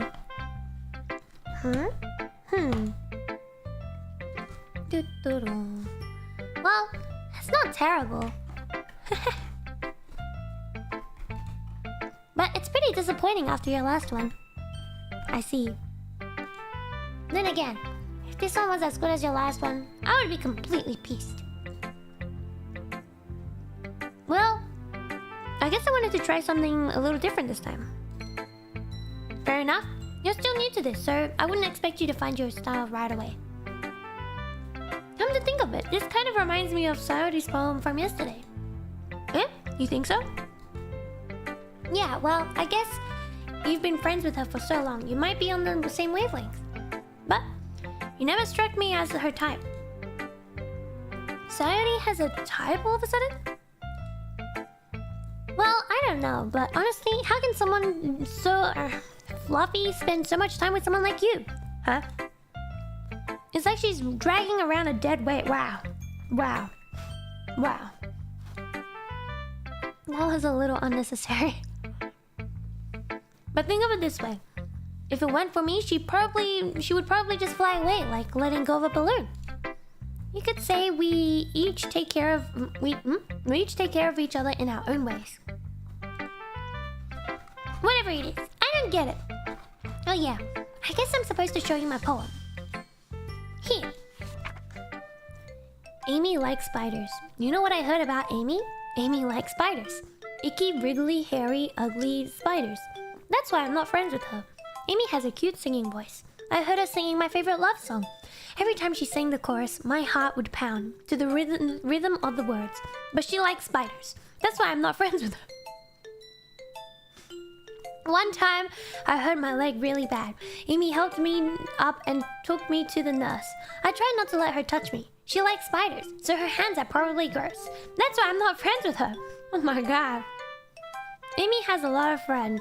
I always see her talking to people. She probably talks about spiders. What if a friend starts to like spiders too? That's why I'm not friends with her. No spiders allowed. It doesn't matter if she has other hobbies. It doesn't matter if she keeps it private. It doesn't matter if it doesn't hurt anyone. It's gross. She's gross. The word is better out and off without spider lovers.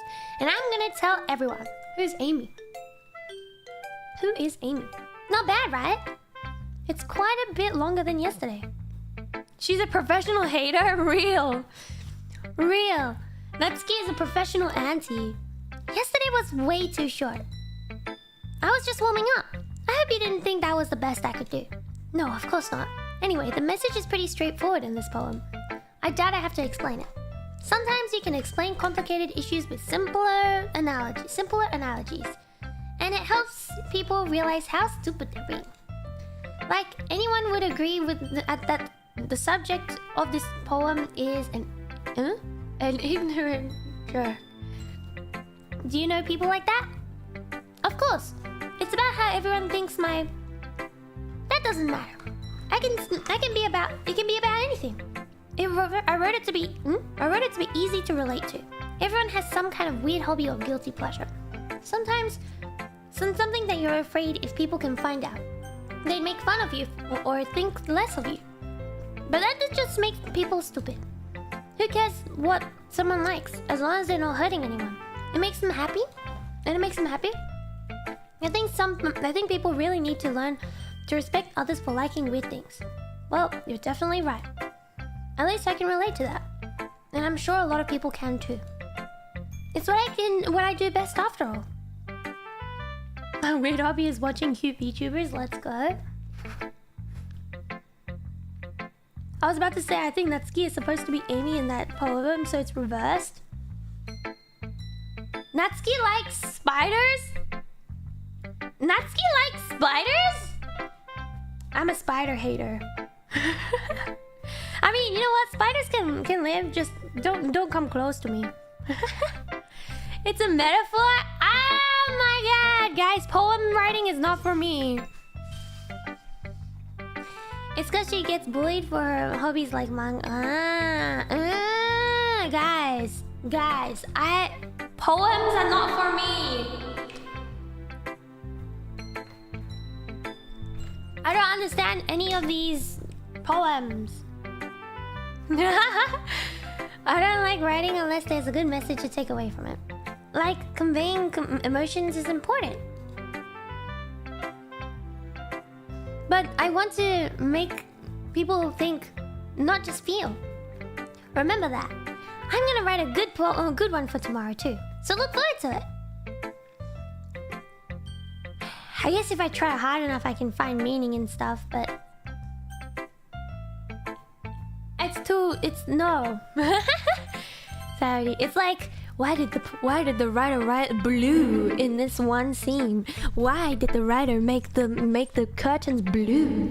And well, the teacher would say, well, it's because blue is a symbolic of sadness or sad feelings. So they wrote blue curtains specifically to set the mood to be deep and to be sad. And then in reality, what if the writer was just like, yeah, I like blue. I'm gonna make the curtains blue. Imagine, you know. Alright, anyways. Oh my goodness. This is so good, Maria. Eh? I love it. Especially after yesterday's poem. You're too honest sometimes, Miss Sayori. No, but really, I want to put this on my wall. Can I? Sayori, you must be seriously overreacting. I'm not a good writer at all.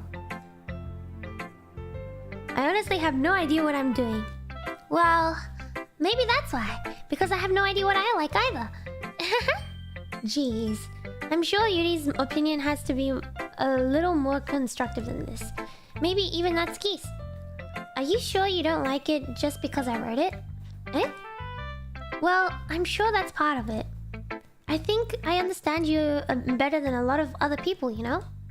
So when I read your poem, it's not just a poem. It's a Maria poem. Wow. And that makes it feel extra special. Like I can feel your feelings in it. Sayori hugs the sheet against her chest. You're so weird, Sayori. Well, I'm not very good at figuring out if poems are good or bad. But that's why I just go by my heart. If it makes me feel things, then it must be a good poem. I'm not sure that's exactly how it works. Then again, I guess conveying feelings is pretty important part of this whole thing. I feel like for me, like a poem, like I don't know, to me a poem is like up to the person, like up to each person. Like each person has a different read for it. Like, you know, people can get different things out of one poem. Is what I feel like a poem is to me. But like, I think there's usually one kind of thought that goes behind it. Individual interpretations, yes, that's what I was trying to say. Except my brain has been like, my brain has been filled with brain rot recently. So my words are not very sophisticated. You know, I was thinking of maybe starting some sort of like challenge or something. Not a challenge, but something once a day or like once every couple of days. But I probably won't do it soon. It's like maybe after I move or something, I might get a dictionary and then just randomly flip a dictionary and try to learn the word. That's what I did in primary school, and I was actually pretty good at English back then. Yeah. Challenge. Learning words. The random word a day. A word a day to regain brain cells. Yeah, let's go. Then again, I guess conveying feelings is a pretty important part of this whole thing. Yeah, maybe. Honestly, I don't even know what kind of writing you like in the first place. Yeah. Me neither. Ugh. Why don't you at least try giving it some thought? Aw, you want to write something for me? That's so sweet. Yeah, right. But you're always thinking about other people. You need to think about yourself once in a while. If you don't, you might end up getting hurt at some point. Eh? Well, I don't really know what you mean by it. But I'll try to keep it in mind. Well, whatever. Anyway, let's see. Guess I like happy poems. Wait, sometimes I like sad poems too. Sometimes a little bit of both. There's a word for that, right? What's the word I'm looking for? What is it, melancholic? Bittersweet? Ignore. My vocabulary is like literally shrinking. My vocabulary is shrinking. I can't speak English anymore. I can't speak any languages. I feel like my vocabulary is literally shrinking in every single language that I know how to speak. Alright, anyways. Yeah. I like things that are happy and things that are sad. Happy and sad? Bilingual? No. It's trilingual because I can speak 3. You know, like try, like try. You know, that's me. That's me. Real. Trying my best lingual. That's my language skills.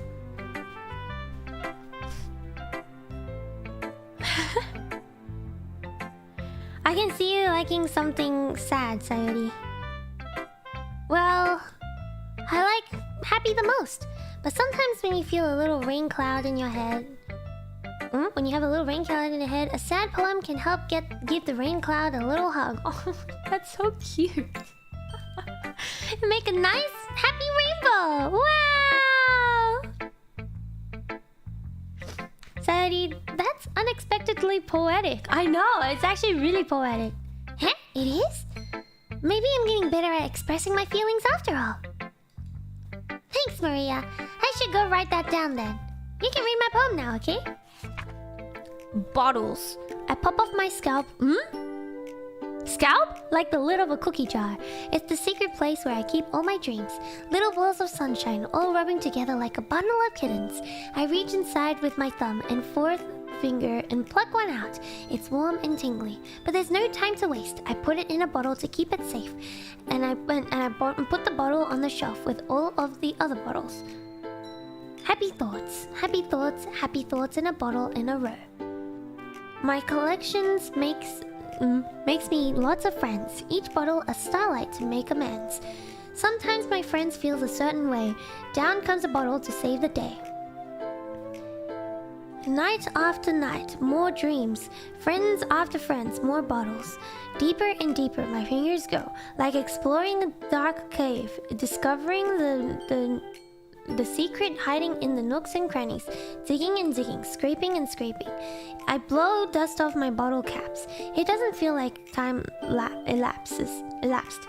My empty shelf could use some more. My friends look through my locked front door. Finally, all done, I open up and in come my friends.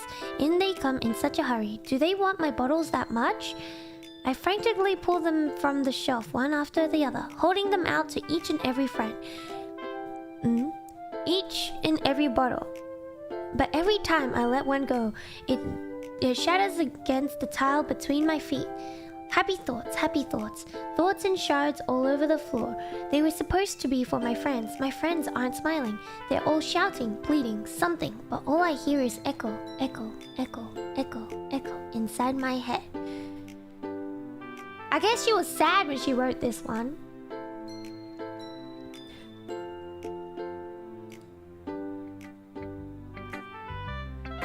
Oh my gosh.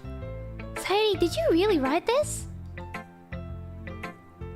Of course I did. Didn't I tell you yesterday I was gonna write the best poem ever? Yeah, but... I mean, I didn't expect something like this coming from you. I know, that was like kind of sad. Monica taught me a whole lot. And I've been really in touch with my feelings recently. I see that. It's almost kind of creepy. Creepy? Well, not exactly. Maybe because I'm so used to you being cheerful. Well, never mind.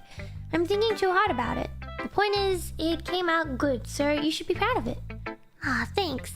I feel like I was meant to express myself this way. It even helps me understand my own feelings a little better. Writing is like magic. You've gotten pretty passionate about this, huh? I hope you keep it up. Yeah! Writing's the best. I'm gonna keep writing until I die. Don't get ahead of yourself. Sayori's always had a habit of getting obsessed with something before dropping it no more than a week later. I wonder if this is one of those times. But seeing the passion in her eyes makes it hard for me to be pessimistic. Okay, everyone. We're all done reading each other's poems, right? I have something extra planned today, so if everyone could come sit at the front of the room. Is this about the festival? Well, sort of. So we really have to do something for the festival. It's not like we can put together anything good in just a few days. We'll just end up embarrassing ourselves instead of getting any new members. That's a concern of mine as well. I don't really do well with last-minute preparations. Don't worry so much. We're going to keep it simple, okay? We won't need much more than a few decorations. Sayori has been working on posters, and I've designed some pamphlets we can give out during the event. Okay, that's great and all, but that doesn't tell us what we're actually going to do for the event. Sorry. I thought you heard about it already. We're going to be performing. Performing? Performing? Monica. Yeah, we're going to have a poetry performance. Each of us are going to write and choose a poem to recite during the event. But the cool part is we're also going to let anyone else come up and recite poems too. Sayori's putting it all on the posters in case anyone wants to prepare ahead of time. Sayori, who's been coloring a poster, holds it up for us to see. Are you kidding me, Monica? You didn't already start putting those posters up, did you? Well, I did. Do you really think it's that bad of an idea? Well, no. It's not a bad idea. But I didn't sign up for this, you know. There is no way I'm going to be performing in front of a group of people like that. I agree with Natsuki. I could never in my life do something like that. Imagining it, Yuri shakes her head in fear. Guys, no, Sayori. I understand where they're coming from. I remember that Satsuki and Yuri have never shared their poems with anyone until just a couple days ago. It's a lot to ask for them to recite their poems out loud to a whole room full of people. I guess I kind of overlooked that, so I'm sorry. But I still think we should give it our best. We're the only ones responsible for the fate of this club. If we start the event and each put up a good performance, then it will inspire others to do the same. And the more people who perform, the better we'll be able to show everyone what literature is all about. Yeah, it's all about expressing your feelings, being intimate with yourself, finding new horizons, and having fun. That's right, and it's those reasons that we're all in this club today. Don't you want to share that with others? To inspire them to find the same feelings that brought you here in the first place. I know you do. I know we all do. And if all it takes is standing in front of the room for 2 minutes and reciting a poem, then I know you can do it. Natsuki and Yuri remain silent. Sayori looks worried. I guess that leaves me no choice. I agree! I don't think it's too much to ask. I think that Sayori and Monika have been trying really hard to get new members. The least we can do is help them out a bit. Well, maybe, but... Looks like Natsuki doesn't have any arguments left. Okay, fine. I guess I'll just have to get it over with. Alright! Thanks, Natsuki. What about you, Yuri? Yuri dejectedly glances around at everyone's expectant faces. I guess I really don't have a choice. That's everyone! You're the best, Yuri! This club is seriously going to be the death of me. Oh gosh, you'll be fine, Yuri. But anyway, let's move on to the main event. I want each of you to choose a poem of yours. We're going to practice reciting them in front of each other. No way! Monika, this is too sudden. Well, if you can't recite your poems in front of the club, how do you expect to do it in front of strangers? Oh no. Don't worry. I'll start off to help everyone feel a little more comfortable. Can I go next? Of course. Now let's see. Monika flips through her notebook to the specific poem she has in mind for herself. She then stands behind the podium. The title of this poem is The Way They Fly. Monika begins reciting her poem. Her clear, confident voice fills the room. More than that, her inflection is pristine. She knows exactly how to apply emotions behind each line she recites, bringing the words to life. Is this something she's done before, or is she simply a natural? I glance around me. Everyone has their eyes on Monika. Sayori looks amazed. Yuri has an intense expression on her face that I don't understand. Finally, Monika finishes the recitation. The four of us applaud. Monika takes the breath and smiles. That was so good, Monika! Thank you very much. I was just hoping to set a good example. Are you ready to go next, Sayori? I'll go next. Yuri's fired up all of a sudden? Yuri clutches a sheet of paper between her hands and stands up. Keeping her head down, she walks quickly over to the podium. This poem is called... Yuri anxiously glances at each of us. You can do it, Yuri. It's called After Image of a Crimson Eye. Yuri's voice shakes as she starts reading the poem. Just a moment ago, she practically refused to do this. Why is she suddenly putting in so much effort? As Yuri gets past the first couple of lines, her voice changes. It's almost like what happened when Yuri gets absorbed in her books. Her quivering words transform into sharp syllables of a fierce and confident woman. The poem is full of twists and turns in its structure that she enunciates with perfect timing. This must be a rare glimpse into the whirling fire Yuri keeps concealed inside her head. Suddenly, she's finished. Everyone is stunned. Yuri snaps back into reality and glances around her as if she's bewildered even herself. It's up to me to save the situation. I'm the first to start applauding. Everyone joins me afterwards, and we give Yuri the recognition she deserves. Let's go! It's not like we didn't want to applaud for her. But we were caught off. We were caught so off guard that we must have forgotten. As we applaud, Yuri holds the poem to her chest and rushes back to her seat.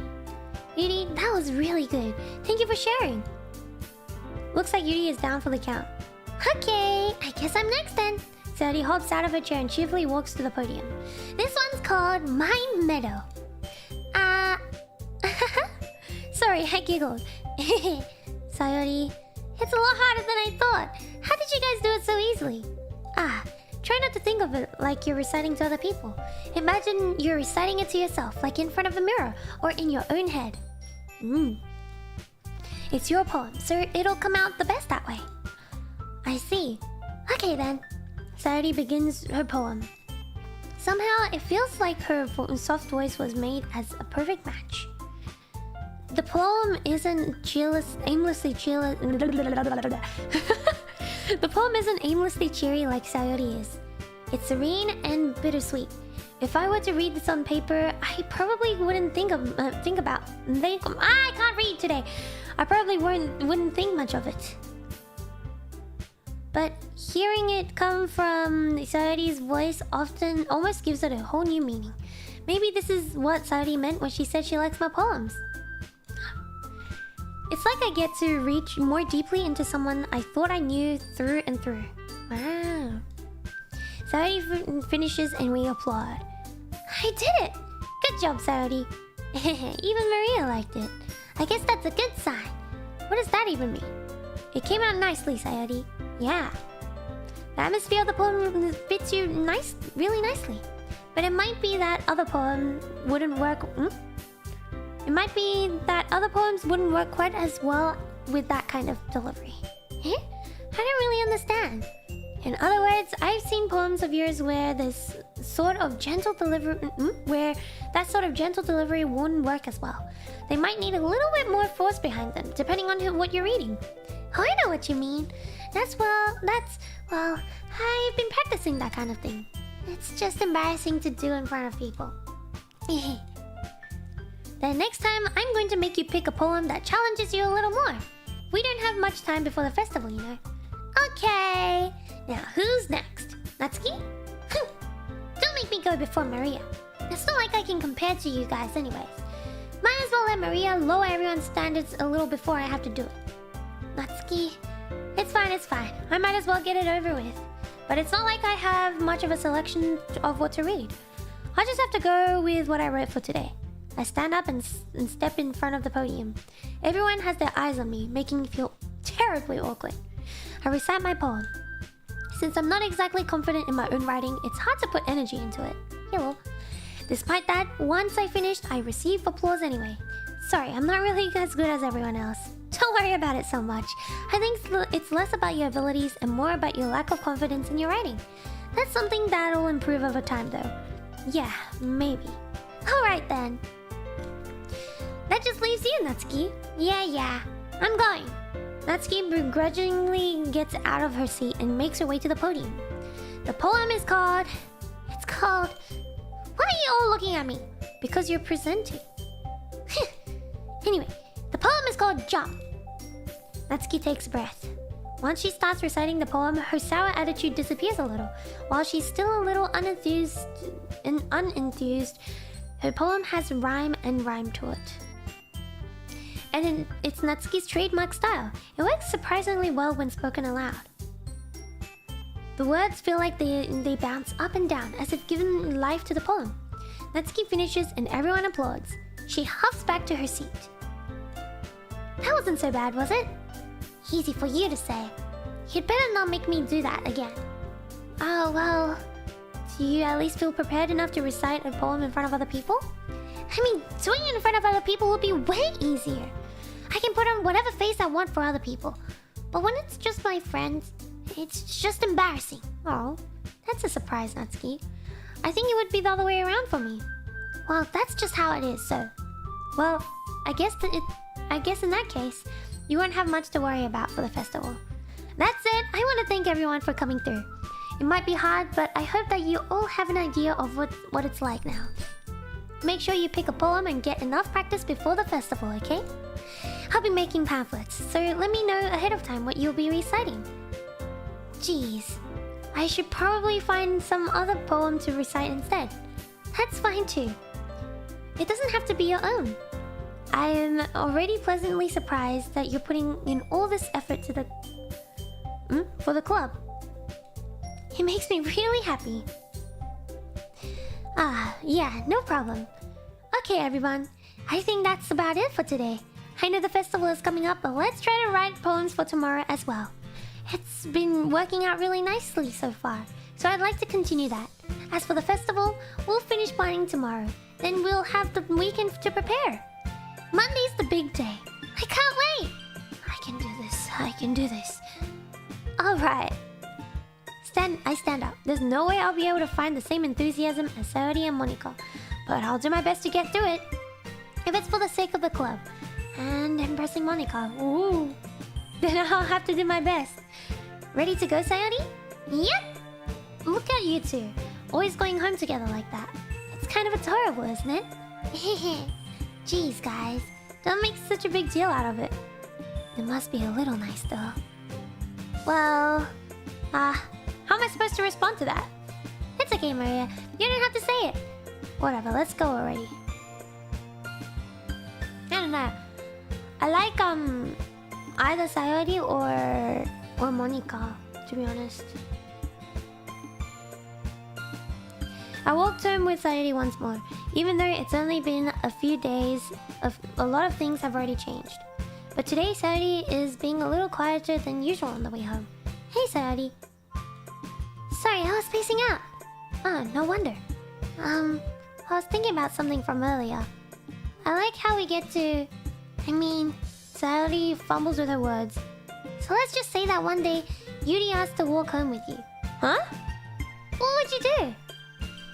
What kind of question is that? You're kind of putting me on the spot here. Well, Save. I'll still walk home with you. Sorry, I would walk home with... Sorry, you really think I would ditch you for Yuri? Eh? But... she's so beautiful and smart. Jeez. I already see her in the club every day. Besides, you always seem to really like coming home together. I wouldn't just ruin that for you. You're so silly, Maria. You think about me too much sometimes. Yuri would deserve it if she wanted it, so... you know, like...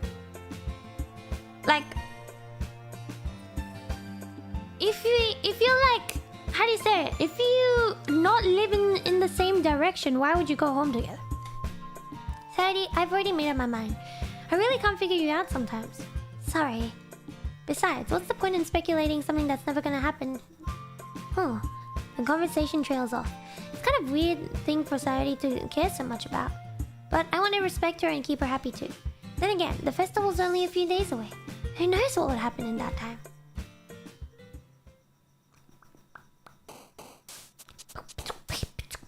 Party! Sparkle! Strawberry! Rose! Sugar! Pink! Dazzle! Candy! Music! Cute! A ribbon! A beauty! Wonderful! Essence! Ambience! Desire! Heartbeat! Hair? What? Cage? Childhood. Sweet. Let's go.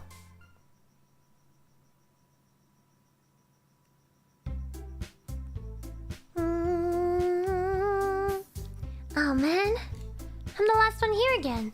Don't worry, I just walked in too. Were you practicing piano again? Yeah. You must have a lot of determination. Starting this club and now picking up piano. Well, maybe not determination, but I guess passion. Remember that club wouldn't be here if it wasn't for all of you. I'm super happy we're all willing to help out for the festival too. I can't wait for the festival. It's gonna be great! Eh? Weren't you complaining about it yesterday, Natsuki? Well, yeah. I'm not talking about our part of the festival. But it's a whole day where we get to play and eat all kinds of delicious food. You sound a little bit like Sayori all of a sudden. Monika, do they usually have fried squid? I really like fried squid as well. Squid? That's pretty specific thing to look forward to. Oh, come on. Are you saying you don't like squid? You of all people? Eh? I didn't say I don't like it. Besides, what would you mean by you of all people? Because it's right in your name. Huh? Mon Ika. Eh? That's not how you say my name at all. Also that joke makes no sense. In translation, eh? Ah, never mind. Let's just focus on our event for now, okay? Fine. Your reactions aren't as fun as Yuri or Sayori's anyway. Excuse me. Where's Sayori anyway? Oh, there you are. Sayori is sitting at a desk in the corner of the room looking down at nothing. I walk over to her. Hey, Sayori. I wave my hand in front of her face. Eh? You're spacing out again. Sorry. Don't mind me. You can go talk to everyone else. Huh? Is everything alright? Of course. Why wouldn't it be? It just feels like you're a little off. Sorry for assuming things. Jeez, you worry too much about me. I'm fine, see? Sayori shows a big smile. Don't let me distract you from having fun with everyone. Well, alright. If you say so. I hurriedly glance at Sayori before turning back to everyone else. But the conversation has already dispersed, with everyone back at their usual activities. Maybe I should ask Monika if she noticed anything about Sayori recently. Since they've been preparing for the festivals, they must be spending a lot of time together. I timidly approach Monika, who is shuffling through some papers at her desk. Maria, what's up? Hey, this might sound a little strange, but have you noticed anything up with Sayori recently? Anything up with her? In what way do you mean? Maybe I'm reading into it a little too much, but she seems a little downcast today. Oh, you think so? I can't say I've noticed anything about her. Monika peers across the room at Sayori, who idly dragging a rubber eraser up and down her desk. Maybe there is something on her mind. But I'm surprised I'm not the one asking you, Maria. You certainly know her a lot better than I do. Yeah, but she's never really like this. She's always talked to me about things that bothered her. But this time when I asked her, she was really dismissive. Sorry, but I know it's not your problem. I just wanted to ask if you knew anything, so I'll drop it now. No. It's important to me too. I mean, I'm also friends with her. And I also care about the well-being of my club members, you know? Maybe I'll try talking to her myself. Eh? Are you sure about that? She seemed like she wanted to be left alone. Are you sure? Maybe she just had a hard time bringing it up with the person of interest. Person of interest? What do you mean by that? I'm saying that maybe the thing on her mind is you, Maria. Me? How on earth would you come to that conclusion? Well, I probably shouldn't say too much, but Sayori talks about you more than anything else, you know. Eh? She's been so much happier ever since you joined the club. It's like an extra light was turned on inside of her. What? No way. Sayori is always like that. She's always been full of sunshines. It's not any different now than it's always been. You're so funny, Maria. Have you thought that maybe you've always seen her as so cheerful because that's just how she is when she's around you? Ah, I said too much. I'm sorry. What do I know anyway? I mean, I didn't mean to jump to conclusions, so you should just forget about what I said. I'll try to talk to her, so try not to think about it for now. Ah. Alright. Monika smiles meaningfully. I know she said to forget about it, but I already know that I won't be able to get her words out of my head. Monika stands up from her desk and walks across the room to where Sayori is sitting. I watch her kneel down next to Sayori and gently talk to her. But she's keeping her voice so quiet that I can't hear her from here. I sigh and sit myself. I know Sayori told me not to worry about her and to have fun with everyone else. But that's impossible to do when she's behaving like this. Exactly how much do I care about her that I'm letting this weigh me down so much? Now it feels like I'm the one behaving out of ordinary. But there's nothing that I can do besides waiting for Monika. Hey, you! Eh? I look up to see Natsuki next to me. Are you just gonna sit there and keep staring at nothing? There isn't much time, so... sorry. I didn't mean to make you worry or anything. It's not like I'm worried. I was just... Natsuki glances down at her side. She's holding a volume of manga in her hand. She wants to read together. That's right. Something just came up for a minute, but we can get started now. I won't make you wait any longer. Jeez. Now you're making me feel like a jerk.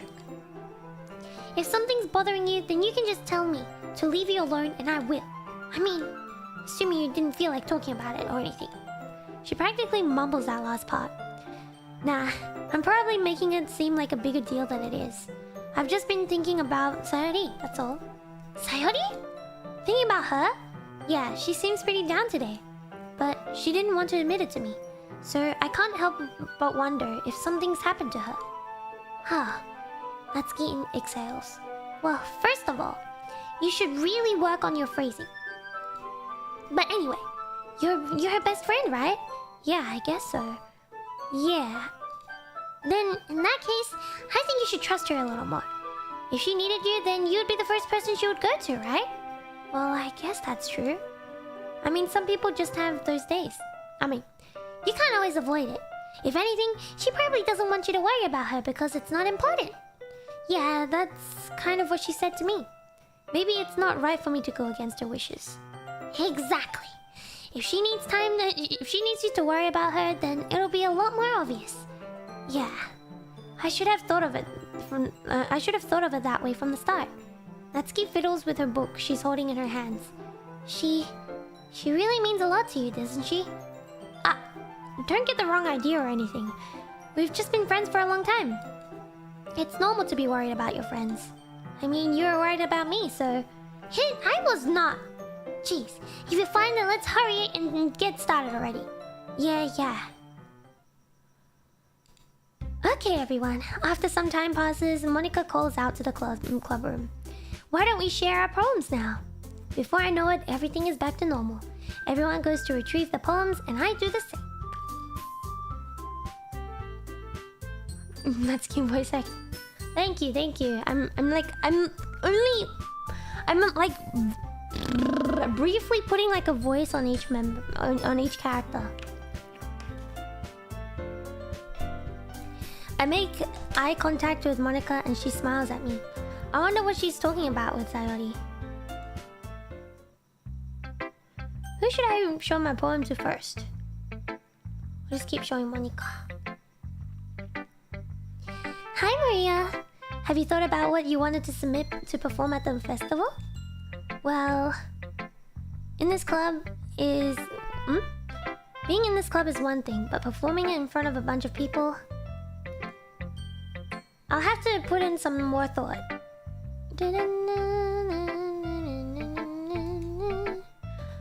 Okay, no pressure.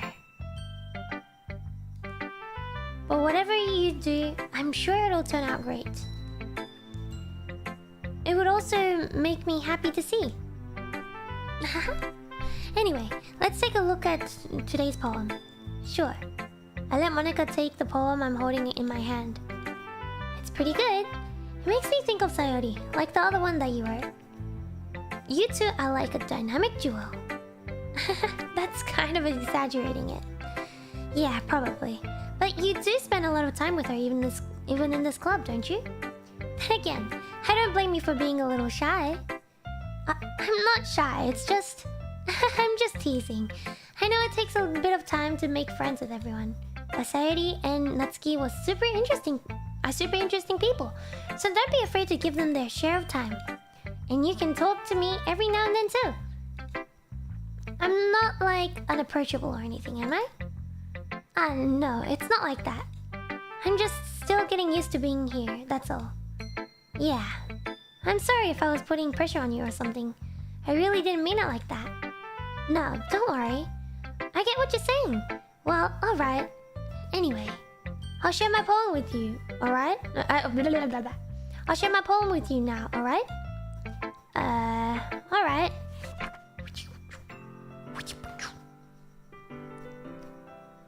The lady who knows everything. An old tale tells of a lady who wanders earth. The lady who knows everything. A beautiful lady who has found every answer, all meaning, all purpose, and all that was ever sought. And here I am, a feather, lost adrift the sky, victim of currents of wind. Day after day, I search with little hope, knowing legends don't exist. But when all else has failed me, when all others have turned away, the legend is all that remains. The last dim star glimmering in the twilit sky. Until one day, the wind ceases to blow. I fall, and I fall, and fall even more, gentle as a feather, and a dry quill expressionless. Oh my god, it's so long. But a hand catches me between the thumb and forefinger. The hand of a beautiful lady. I look at her eyes and find no end to her gaze. The lady who knows everything, knows what I am thinking.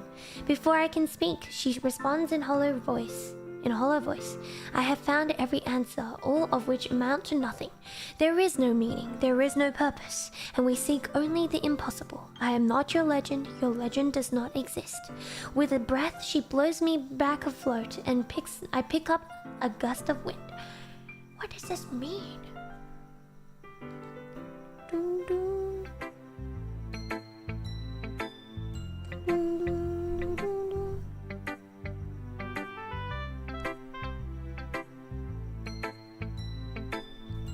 Wait 1 second.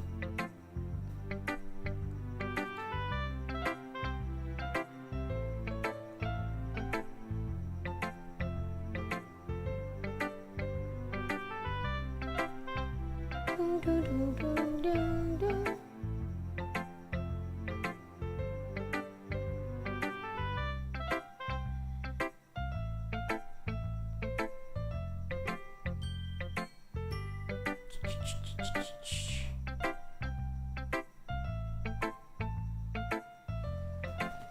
Alright. I feel like learning and looking for answers are the sorts of things that give life meaning. Not to get too philosophical or anything, but it was kind of on my mind, so that's what I wrote about. I see. I never really put much thought into it. In a way, it's almost paradoxical. Because if we had all the answers, wouldn't the world start to lose its meaning? Like if we have answers to everything, life is basically meaningless. That's exactly what she just said. You know, there's one thing I noticed. It seems like everyone in the club prefers writing about things that are more sad than happy. Are you surprised? I mean, if everything was okay, we wouldn't really have anything to write about, would we? Humans aren't two-dimensional creatures. I think you'd know that better than anyone. You mean one-dimensional? Yeah, that. Anyway, here's Monica's writing tip of the day. Are you ever too shy to share your writing because you're afraid it's not that good? It can be really disheartening to get a lukewarm response or something you put so much thought into. If you find other people who enjoy writing, then sharing becomes a lot easier. Because instead of just telling you that your writing is good or okay or bad, they'll want you to focus on everything that went into it and things you can work on. It's much more encouraging that way. It'll make you want to continue improving, I see. It's almost like having your own little literature club, don't you? Don't you think? That's my advice for today. Thanks for listening. Let's get... This one's alright. Alright? Well, yeah. About as good as yesterday's anyways. I see what you're going for, but it's just not really my style. I mean, that's fine. I'm mostly just glad that you're trying a little bit. Well, of course I'm at least trying. Why are you so emotionally invested in my poems anyways?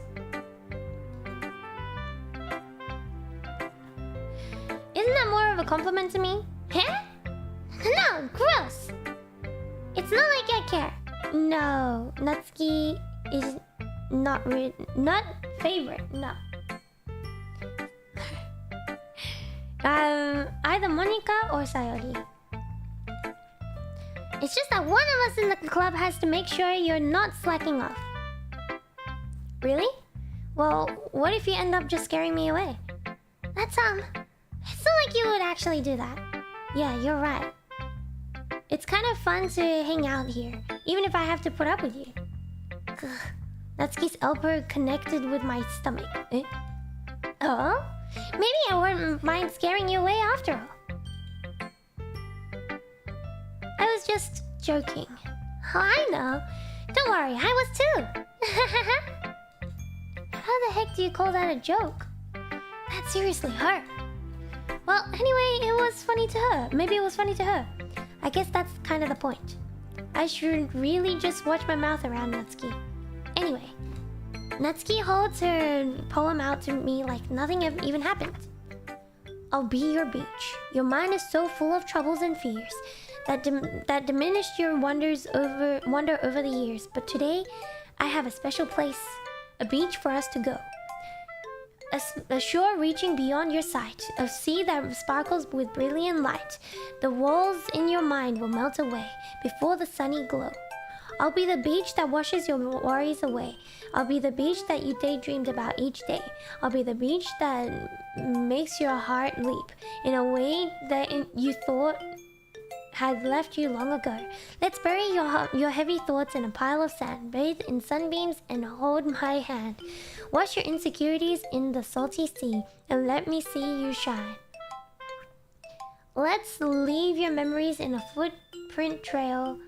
Set you free in my windy sail. And remember the reasons you're wonderful when you press your lips to mine. Whoa! I'll be the beach that washes your worries away. I'll be the beach that daydreams about each day. I'll be the beach that makes your heart leap in a way you thought had left you long ago. But if you let me by your side, your own beach, your own escape, you'll learn to love yourself again. Wow! Wow! This one's actually really it's like you know, like she's obviously the tsundere character, right? But like everything she says is mostly tsun, and then this poem is like the dere. You know?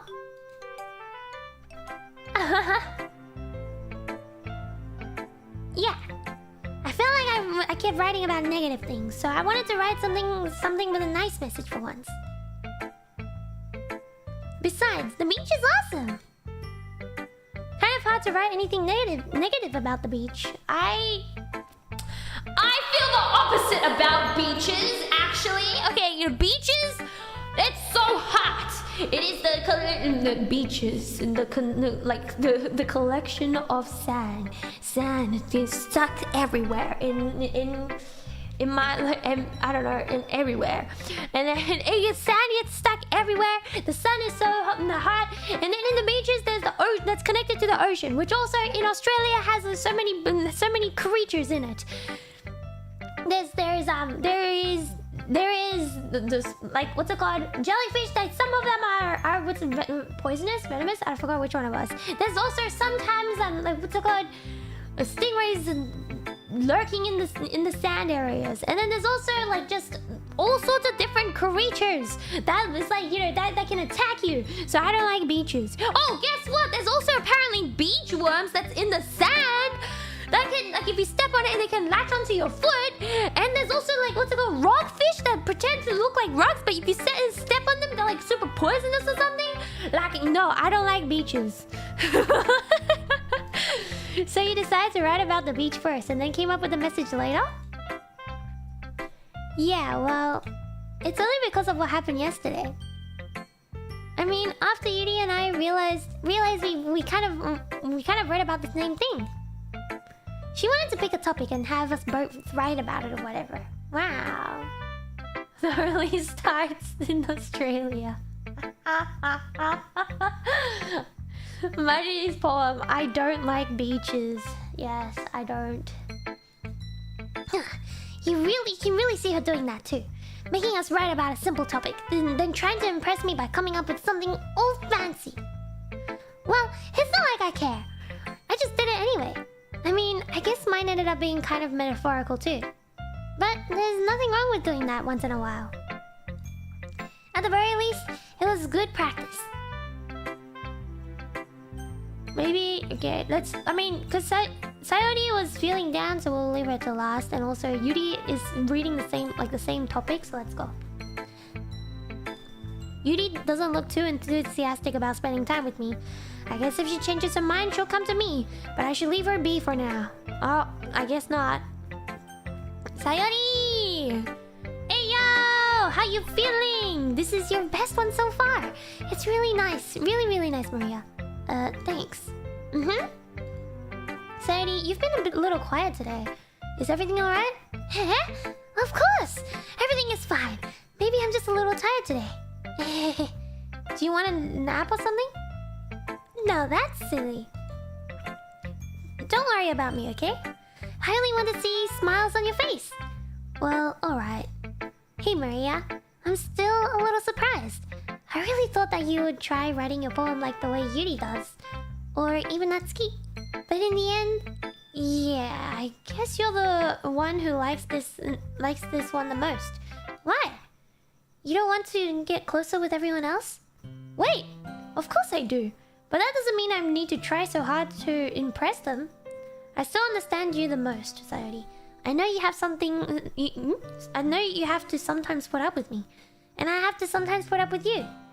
But we have a wavelength or something. And this is how the poem came out.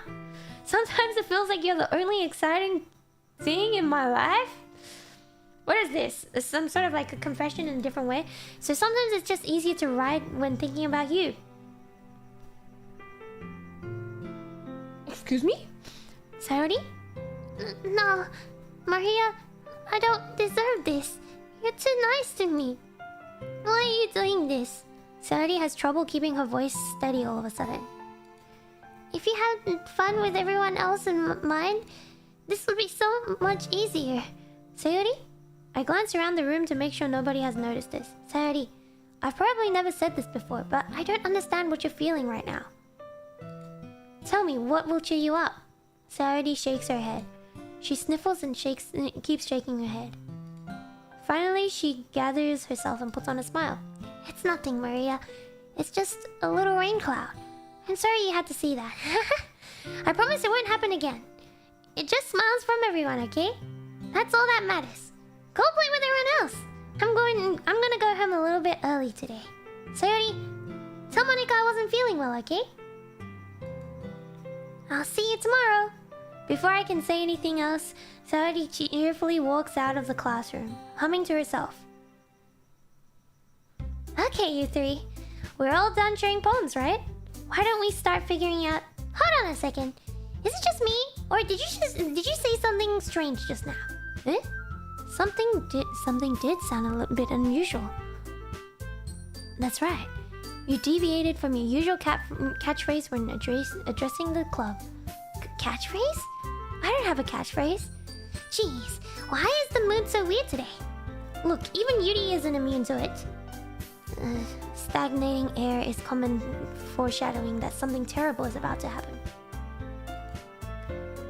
In your books, maybe. In your books, maybe. Look, the only thing different is that Sayori isn't here. It seems you're right.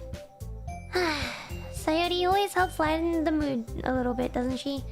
It's almost like everyone's balance is thrown off a little when she's not around. Where the heck did she run off to anyway? I thought she just went to pee. Natsuki, please show some decency. Oh, come on! She actually wasn't feeling too well and went home early. Is that so? I hope she's alright. Okay? Seriously?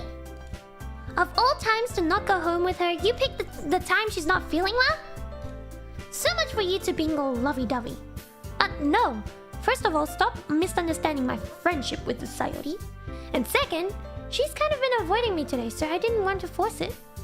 Huh? That curious expression coming from Yuri of all people? calm down, guys. I talked to her earlier and everything is fine. What did she say? Well, anyway, we need to figure out the rest of the festival preparation, so...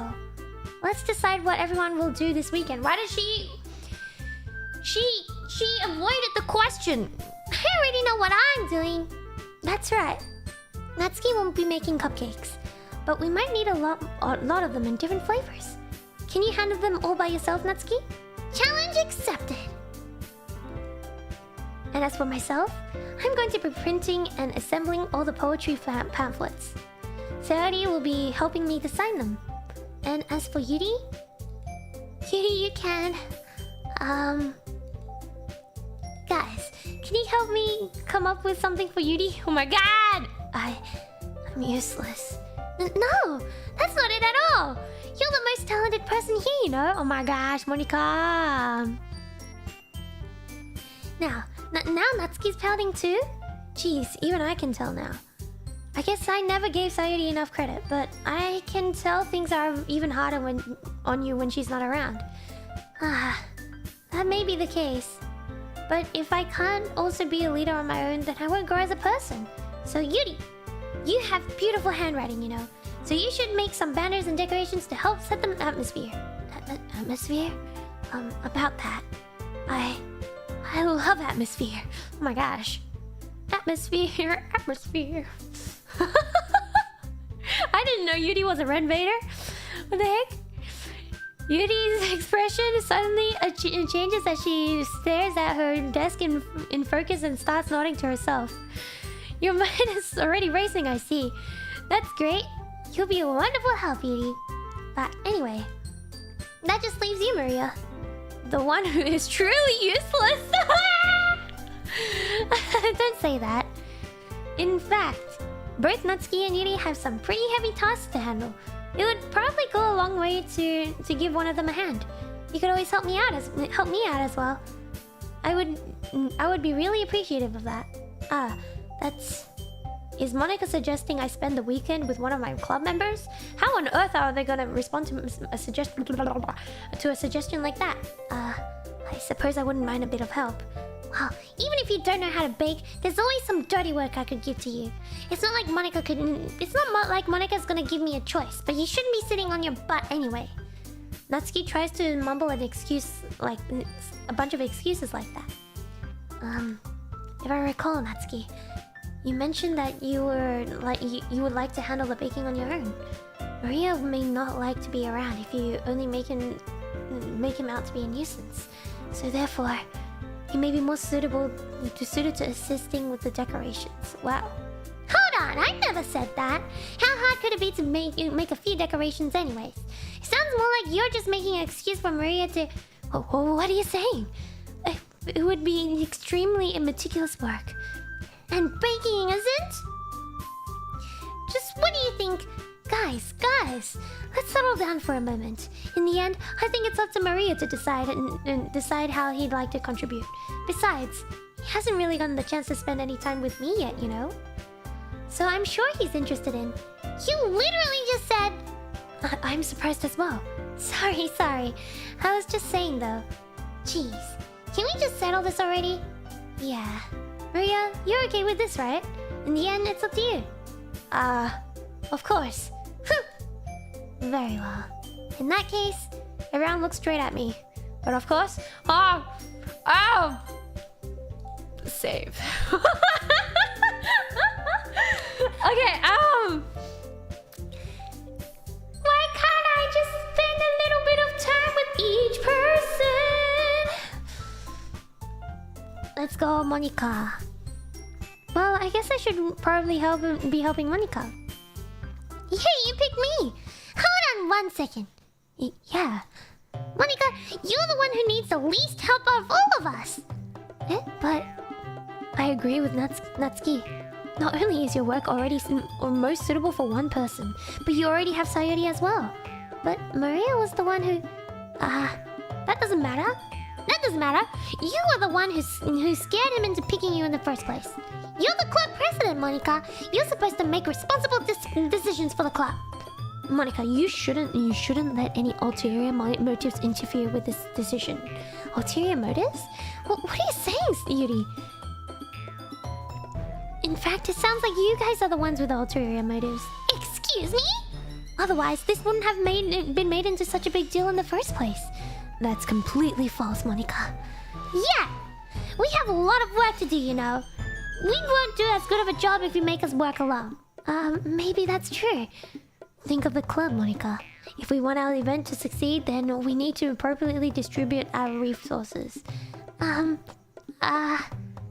are you going to do the right thing, President? Okay. I get it. It's technically most logical for Maria to help one of you two. So, I guess that's what we'll do. Do you have a preference?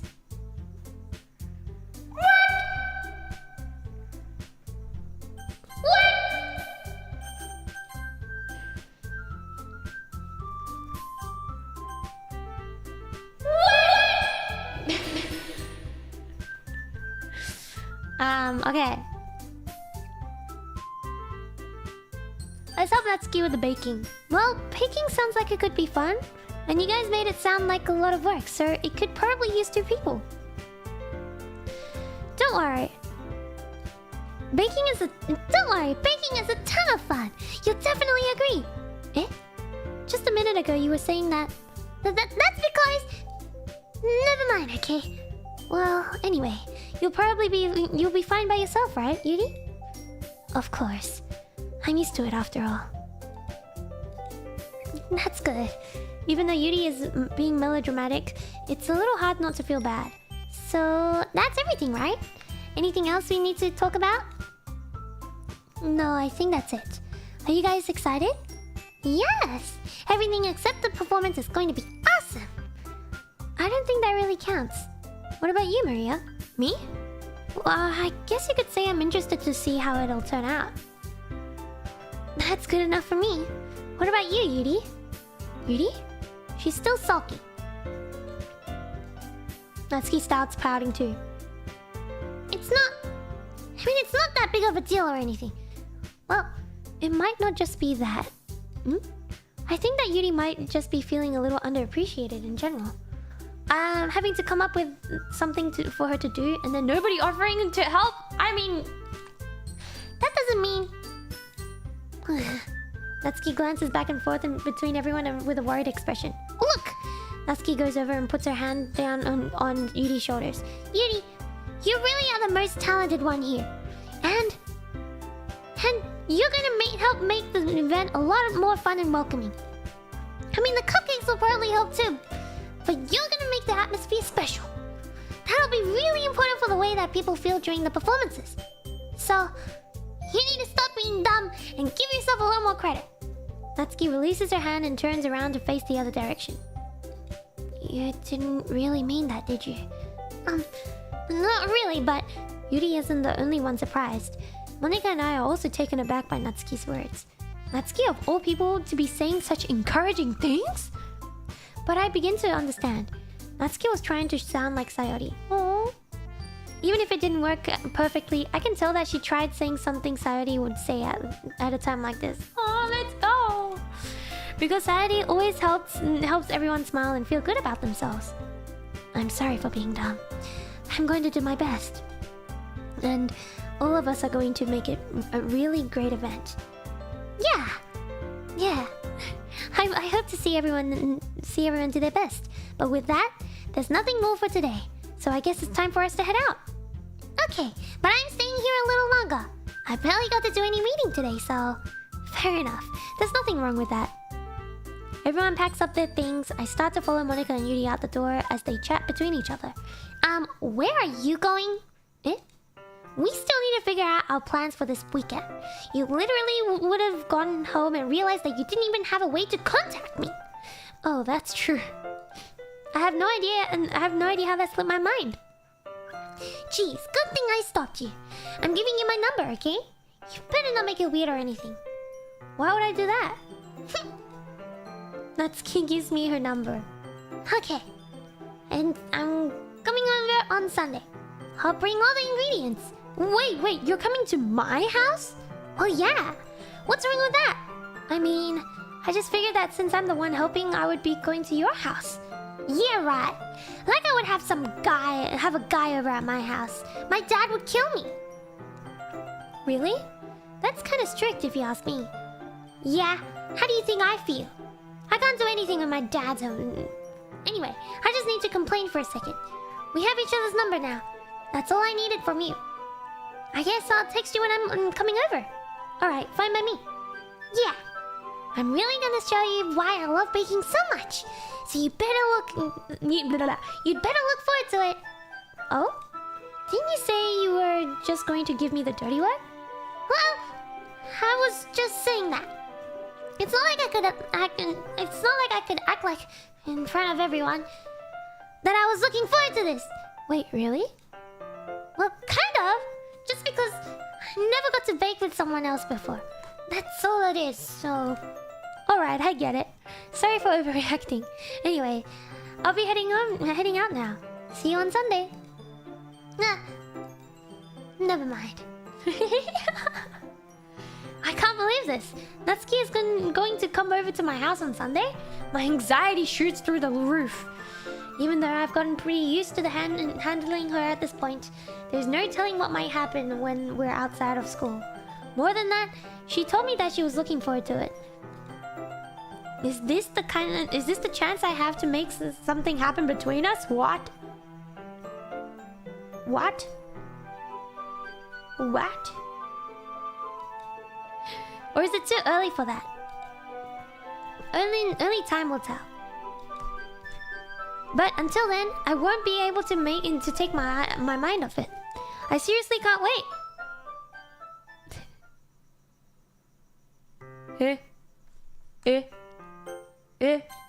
Content warning. It's already Sunday. I've been getting increasingly anxious about Natsuki's upcoming visit.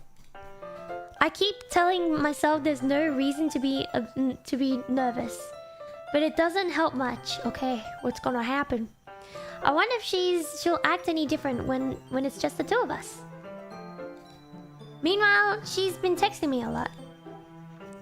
We sent each other one after exchanging numbers to double check, but it turned into a conversation.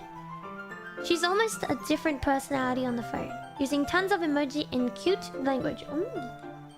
She also really likes complaining about things, but I kind of saw that one coming.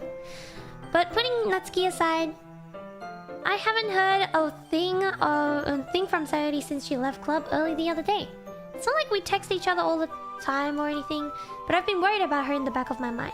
Between what Sayori said and what Monika said, is it really okay for me to put Sayori's feelings aside when she might need me? I decided to visit Sayori before Natsuki comes over. Rather than asking, I simply tell her I'm coming over, which I've been much like we've done in the past. Once I reach Sayori's house, I knock on the door before entering it myself. Again, we used to play so often that we've made it a habit of simply entering each other's house like we were family. The house is quiet. Sayori isn't anywhere on the first floor, so I assume she's up in her room. It's already strange of her not to run down and greet me. Ooh. I headed up to her bedroom where I finally find her. Sayori? Hi, Maria. I sit down in her room. Sayori forces a smile, and it's easy to tell that she's different. There's a minute of silence between us.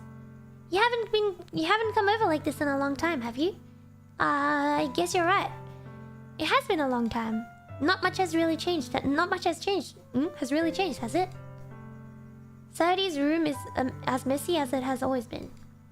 I also recognize the same stuffed animals and wall decorations that she's had for years now. If you came over more often, it wouldn't be such a mess. That's because I ended up cleaning it for you. How come you suddenly wanted to come over today? Aren't you supposed to be meeting Natsuki today? Yeah, but... Wait, how did you know that? Sayori had already left by the time we decided that last meeting. Monika told me. It's only natural for her to keep me informed about the festival preparations, right? Oh, that's true. But what about you? Aren't you going to help Monika today? Oh, aren't you going to help Monika today? Of course! But I'm just helping her online. We didn't plan to meet up or anything. Ah, so it's just me and Natsuki then. Yeah? There's more silence between us. Sayori stares into a random direction. Everything about her behavior is really uncharacteristic. I finally get to the point. I just wanted to see how you're doing. After you left on Friday, when something's wrong, you can't hide it from me. I know you too well. So, Sayori smiles and shaking her head. That's no good, Maria. Eh? Why can't it just be like it's always been? This is all my fault. If I didn't get so weak and accidentally express my feelings, if I didn't make that stupid mistake, then you wouldn't have been worried about me at all. You wouldn't have come here. You wouldn't have been thinking about me right now. But this isn't just my punishment, isn't it? I'm getting punished for being so selfish. I think that's why the world decided to have you come over today. It just wants to torture me. What is happening? Sayori! I grab Sayori by the shoulders. What on earth are you saying? That is tiny aircon. That's so real. What the heck? That aircon is tiny. What? Oh my gosh. What on earth are you saying? Are you listening to yourself right now? I know something happened. I know something happened to you. There's no other explanation for you to be like this. So tell me already. Until I know, I won't be able to stop thinking about it.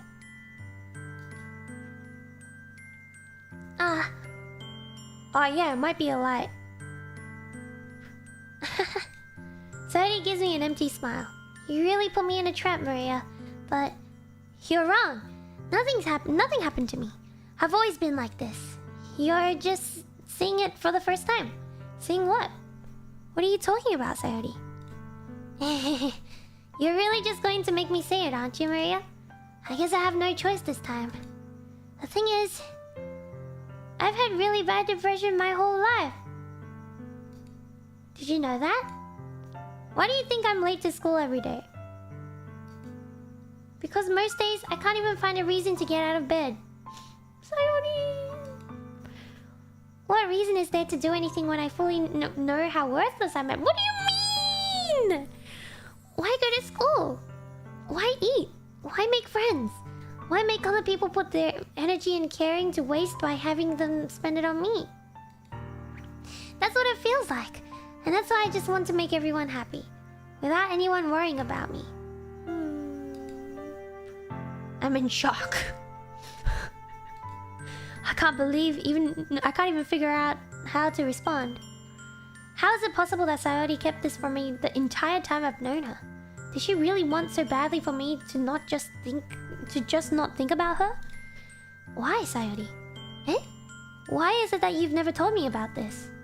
It almost feels like I've been betrayed as your close friend. Because if I knew, I would have done everything I could to support you. Even if there's not only so much that I could do. I would have tried a little harder to make every day a little better for you. That's why I'm your friend. All you had to do was tell me. You don't understand at all, Maria. Why do you think I didn't tell you? Because if I told you, then you would have to waste the effort caring about me instead of doing important things. I don't want to be cared about. It's bittersweet when people try to care about me. It feels nice sometimes, but it also feels like a bat being swung against my head. That's why I wanted so badly for you to make friends with everyone else. Helping everyone be happy together is the best thing for me. And then I discovered something else too. Seeing you make friends and get closer with everyone in the club, it feels like a spear going through my heart. So that's why. That's why I decided that the world just wants to torture me. Every path leads to nothing but hurt. You're right that I don't understand. I don't understand your feelings at all, Sayori. But I don't need to understand. Whatever it takes for me to help you stop hurting, that's what I'll do. No, Maria. There's nothing. There's nothing at all. The only thing that could have helped is if everything could be like it always was. But I was selfish. I finally showed you what a horrible person I am. Tears streaked down Sayori's face. No, Sayori! I made you join the literature club because I was selfish. And I was punished by my heart hurting in a way that I couldn't understand. And now you came here and I made you hurt too. I'm just weak and selfish. That's all I am. Oh. And that's why I'm going to accept these punishments. Because I deserve every last one. Without thinking, I once again grab Sayori's shoulders. This time, I pull her into a tight embrace. Maria. Sayori, I don't care if you feel selfish. I'm really happy that you convinced me to join the club. Aww. See, every day makes it worthwhile enough. If I make friends with everyone else, then that's just a bonus. But please never underestimate how much I care about you. I wouldn't have it any other way. Maria. Sayori isn't hugging me back. Despite my arms wrapped around her, Sayori's arms remain at her sides. She starts sobbing next to my ear. No, don't do this to me. Please don't do this. Maria, Sayori barely manages to speak between her sobs. I don't know if I'm doing the right thing, but all I want is for her to know that I care. If you have it in you to call yourself selfish, then you have to let me be selfish too. No matter what it takes, I'll figure out what needs to change. I'll make these feelings go away. And if there's anything that you need me to do, then you'd better tell me. I'll get mad if you don't. I don't know. Gently, Sayori finally puts her arms around me in return. I don't know anything. It's all really scary. I don't understand any of my feelings, Maria. The only time I'm not feeling nothing is when I'm feeling pain. But your hugs are so warm, and that's really scary too. Sayori lets me go. As she does so, I let her go as well. The festival is tomorrow. Yeah. It's gonna be fun, right? Yeah. How would you like for me to spend it all with you? It's what I want. I promise. I think that would be nice then. Yeah. Sayori wipes her eyes. If I could spend the whole day here, I would. Of all days, this has to be the one where I have other plans. Maybe I should cancel. No, don't! Please don't. If you did that, then I really wouldn't forgive you. But it's almost time for Natsuki to meet me at my house. At the very least, do you want to come along and help out? It would be fun. To my surprise, Sayori shakes her head. I'm sorry. I don't know if that would be very good for me today. You understand, right? It's kind of hard for me to fully understand, but I'm trying my hardest. It's okay. Don't worry too much about it. I'll see you tomorrow, okay? Alright. I'll look forward to it. I say goodbye to Sayori and exit her house. On the way home, I find myself still feeling uneasy. But it's hard for me to keep thinking about it when Natsuki is about to come over too. I think Sayori is right. I shouldn't be worrying too much, and we're definitely going to have a great time tomorrow. I should just focus on what's ahead of me. I think I'll do the festival and then we'll end off the stream for the day. Does that sound good? And then we'll try again. We'll play again next time. Nice ending. You can quit now. I spent only a few minutes back at home anxiously waiting Natsuki's arrival. Before I know it, she texts me to let me know she's outside the front door. Without delay, I open the front door to let her in. Hello, Natsuki. Sup? Hey, I don't know what I was expecting, but seeing Natsuki is something other than her school uniform totally threw me off. Seeing her in such cute clothes makes the uniform seem totally unfitting in comparison.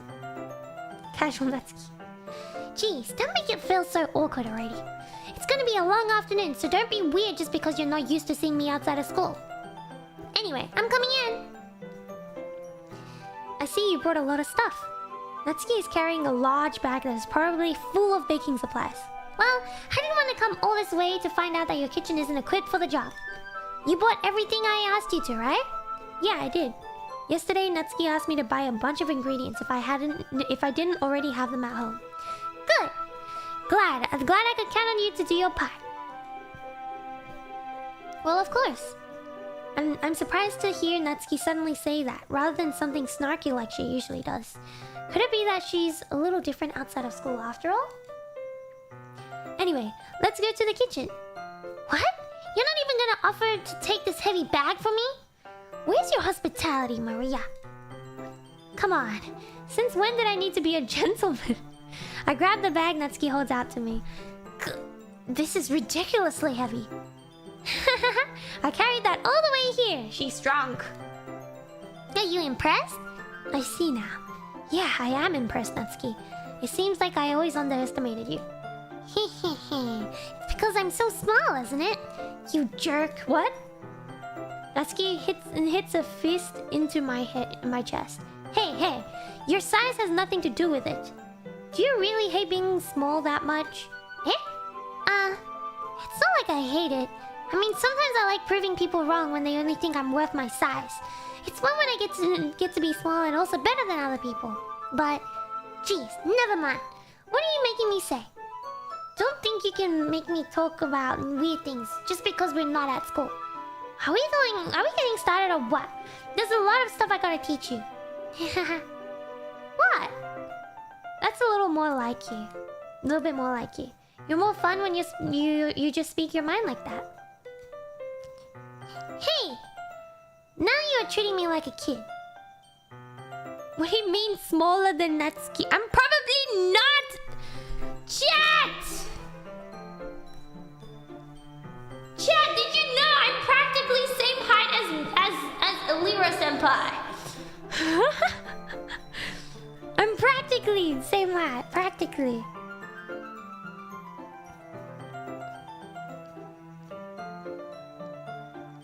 Real! It's real! It's real! Just watch Overture. You'll know. I mean, I guess you can't watch Overture anymore. Just look at Overture screenshots and you'll know.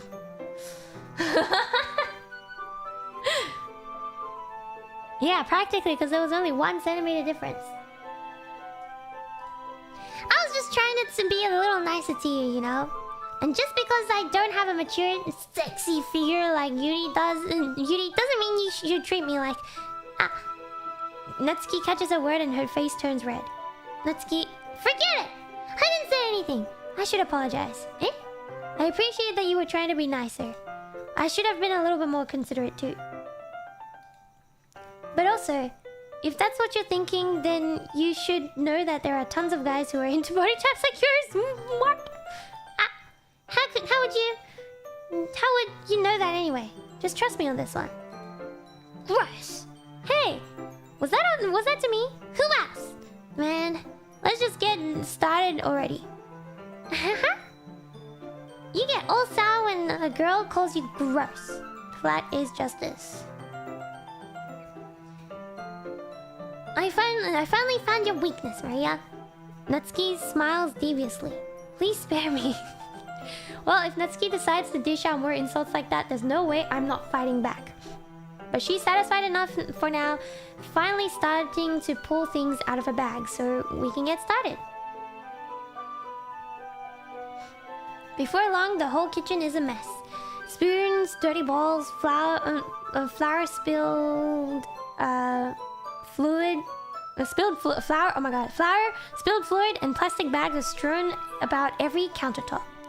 The mixer isn't big enough to make all the batter at once, so we have to do it several times. Meanwhile, Natsuki is babysitting all of my movements to make sure I don't mess up her precious baking. Maria, where did you put the food coloring? The batter's going in the oven soon, so I need to fill the trays. I think it's in the bag next to the table. What are you using it for? To color the batter, of course. I'm making each tray a different color. That way, even if the flavors aren't different, everyone can still pick their favorite. Ah, that's a cute idea. Are we doing anything like that with the icing? Do you want it? You're asking me? I don't really have a preference, so... Come on, you're not putting any heart into this at all. Can't you at least try to have fun? I'm having fun. I'm not really sure what Natsuki is trying to get out of me. Meanwhile, I see her separate the batter into smaller balls and put a few drops of food coloring into each. Ah, that does look pretty cool. See? It's not like baking is just about following instructions. The presentation is where you get to be creative and have the most fun. It's a million times more worth it in the end if just looking at it makes everyone's eyes light up. Like the ones you made on my first day, huh? I recall Natsuki proudly presenting her cat-shaped cupcakes and Sayori and Monika's delighted expressions. I wonder if I can make Natsuki proud like that too. Yeah. Maybe I will use the food coloring then. Sounds like you're starting to understand. Just make sure you completely mix the icing before you mess with the food coloring. Yeah, it's getting there. We were using the electric mixer for the batter, so I got stuck with a whisk and a huge ball for the icing. Eh? The icing's still all lumpy. Are you even trying? Well, yeah. It'll just take a little longer. Jeez, I'll be here all night if you do it like that. Here, look. Natsuki grabs the whisk and uses her other hand to tilt the ball back. You really need to beat the heck out of it. After a few seconds, the consistency of the icing has already improved. See? As if to emphasize, Natsuki sticks a finger in the icing and pops it in her mouth. I reluctantly start doing the same. Hey! Natsuki suddenly grabs my wrist. I don't want your gross fingers in my icing. Your icing, eh?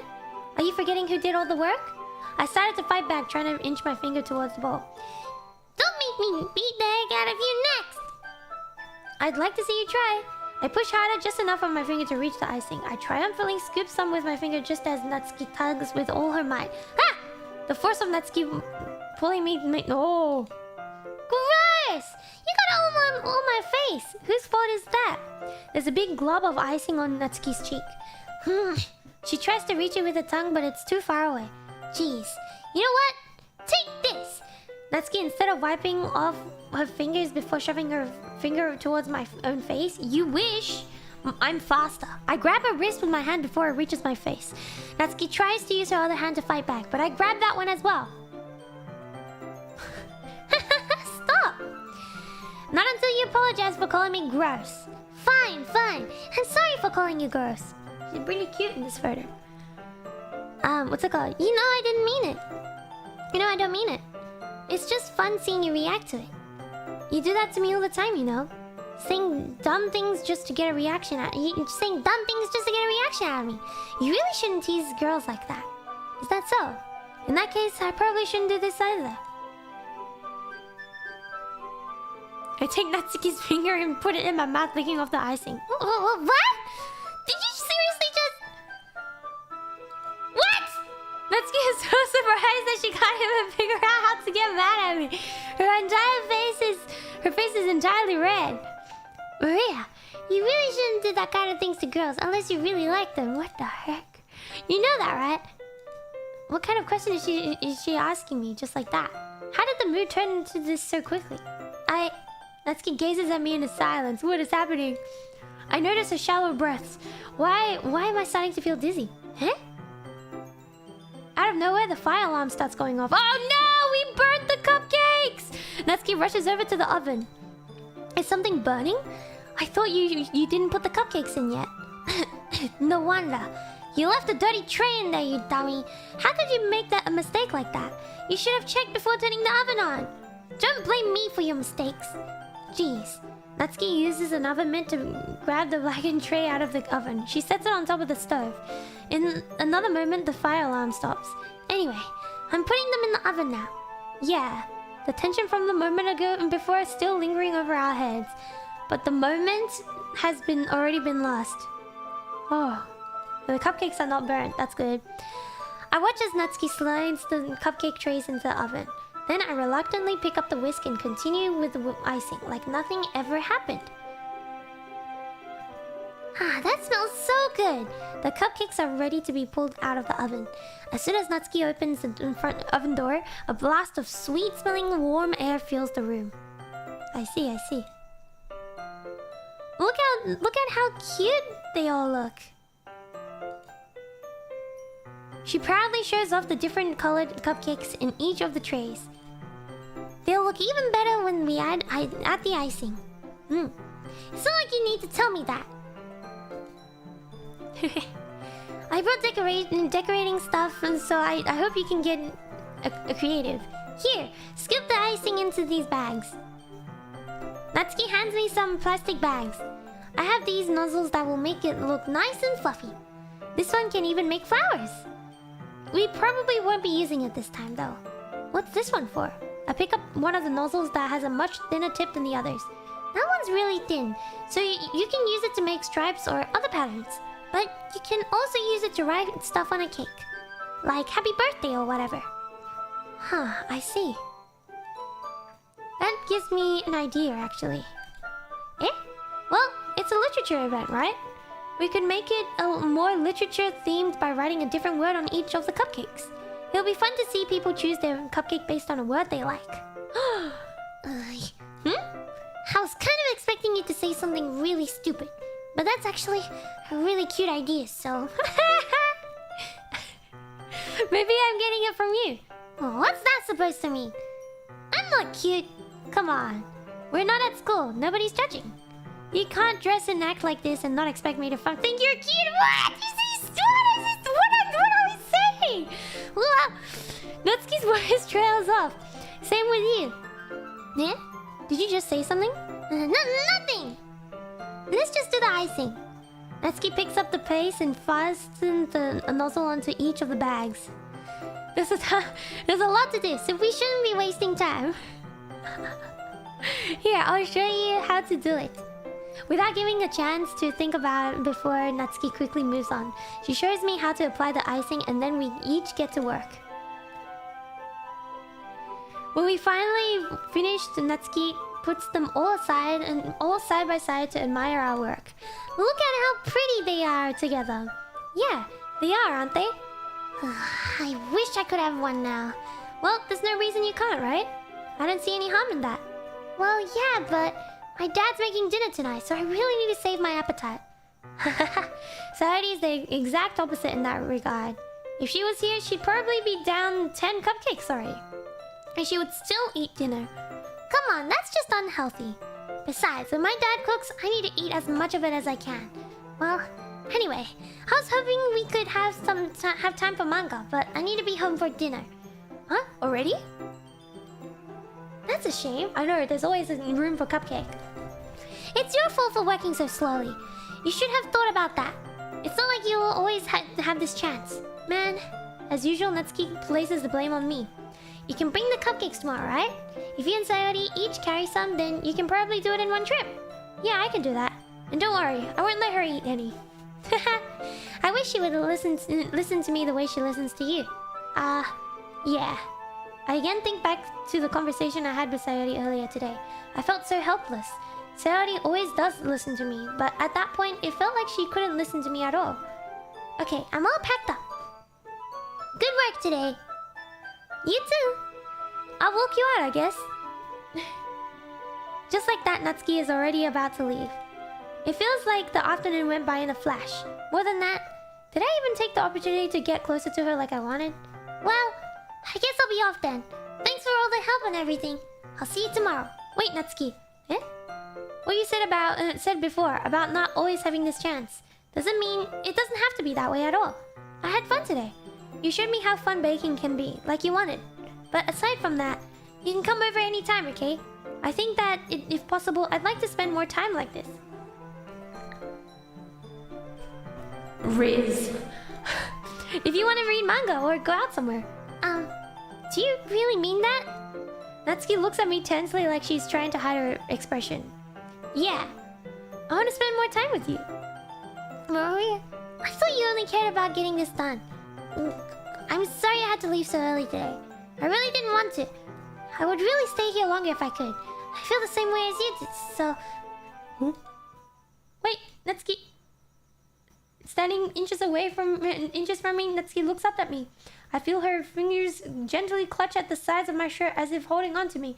Her rose-colored cheeks and matching eyes filled my vision along with her slightly parted lips. Why is there no BGM? What is happening? My head starts to go dizzy as I feel her soft breath against mine. I've felt it for a while now. Natsuki suddenly jumps back. Sayori? Eh? Hi, Maria. Sayori! Just now we weren't... It's okay, Maria. I just stopped by to say hi. Well, you should have come a little earlier. I'm already on my way out, so... Oh, really? That's too bad. Yeah, well... I'll still see you at this festival tomorrow, so it's fine. Just don't eat any cupcakes before then. Anyway, later!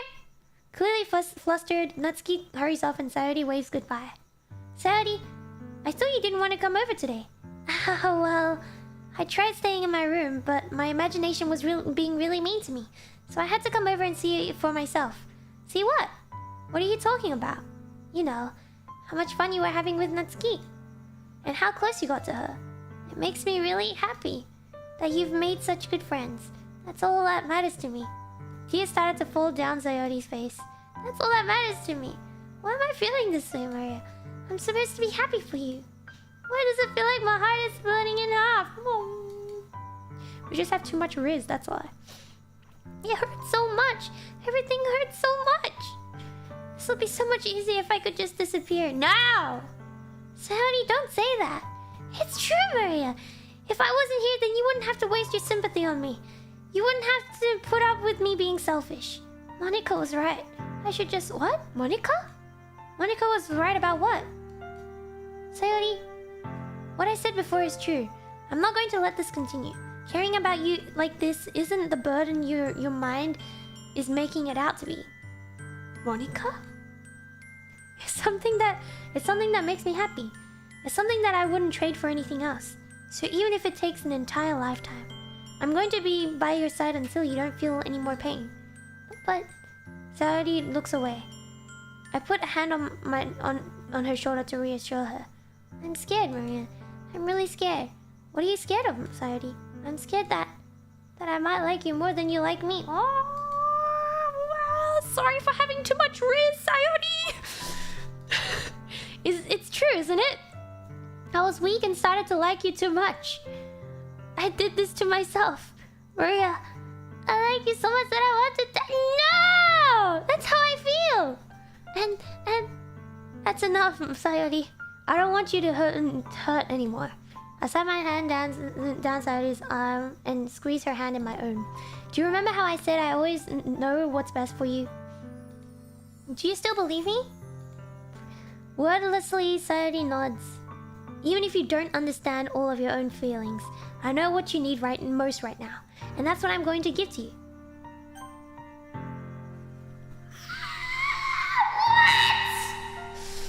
What? Save.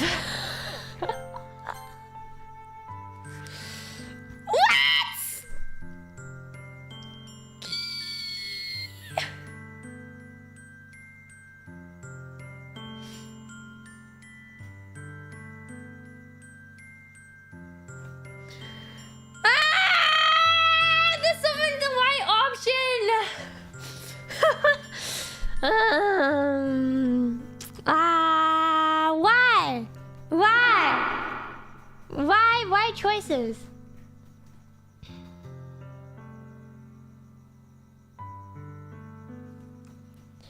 Alright, Sayori, I love you. Let's go. Eh? Those are my true feelings. Let's go! So there's no way you can like me more than I like you.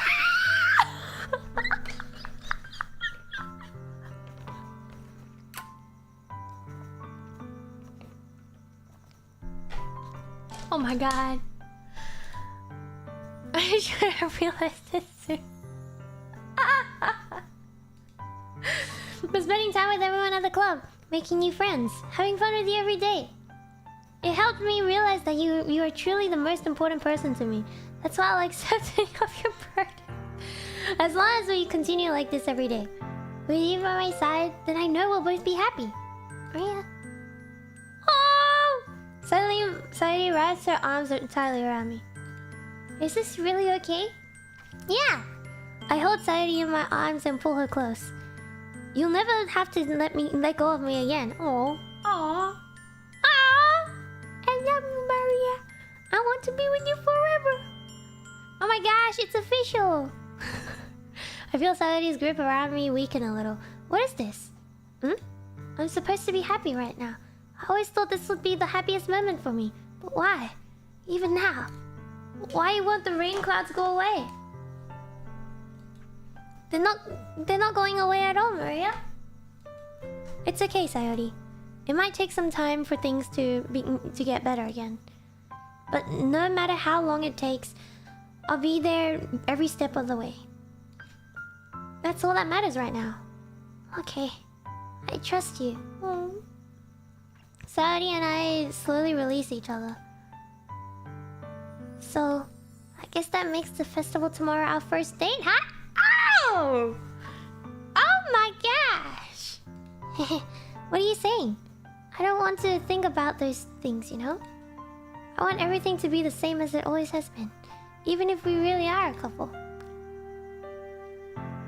Hazukashi. I don't know if I could handle anything more right now. It's really new and scary to me. I understand. We'll go at whatever pace suits you best. Hey, Maria. So Saori gazes at me once again, smiling sadly. Even if I get really, really sad, this is the best thing for me, right? Huh? I don't really understand what Saori means by that. Are you saying that this is making you feel sad? Saori? I don't know. I don't understand what I'm feeling. I felt like a bunch of thorns when you told me you... But that's why I want to trust you. You know what's best for me? You know what's best for me? Yeah, I do. That's my promise.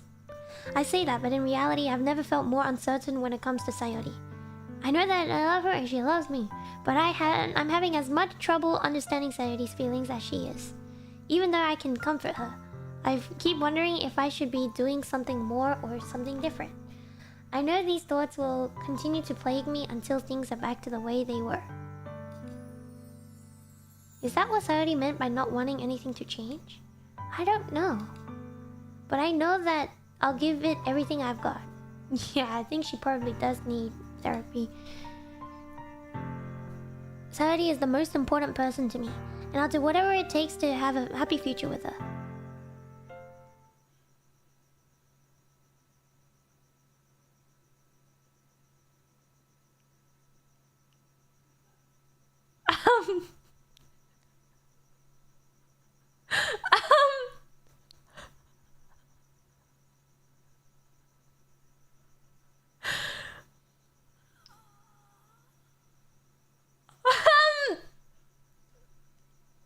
A great game, guys! Let's go!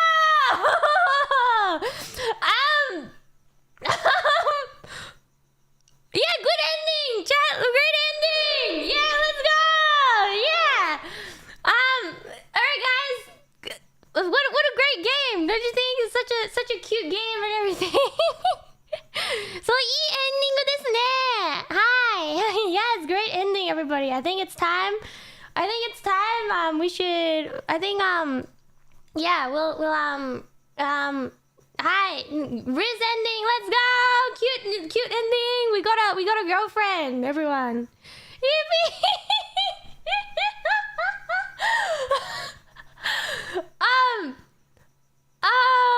Do I keep going? I don't know. Yeah, no part 2, right?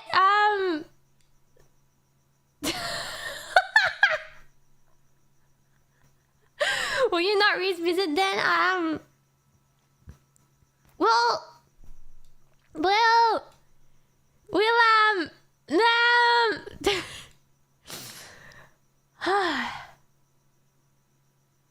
Maybe. Yeah, okay, let's keep going. Should we? I don't know. Oh my gosh, I'm conflicted now. I am conflicted. I'm bad with choices.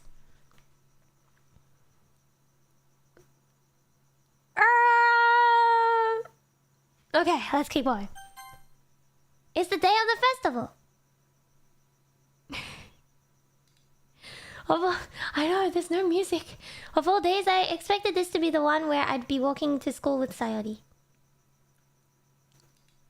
But Saori isn't answering her phone. I considered going to her house to wake her up, but deciding that's a little too much. Meanwhile, the preparations for the event should be nearly complete. I managed to carry all the cupcake by myself by carefully stacking 2 trays. Natsuki is already texting up a storm, but I can't respond thanks to my hands being full. Funnily enough, I probably feel the same way as Natsuki about the event. I'm more excited for it to be over so I can spend time with Saori and Natsuki at the festival. A sensor?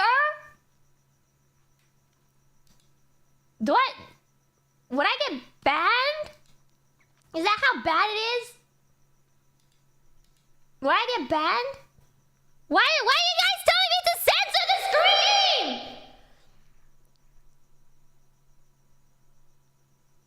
Probably not. No, you'll be fine. Just in case. Not really. Just...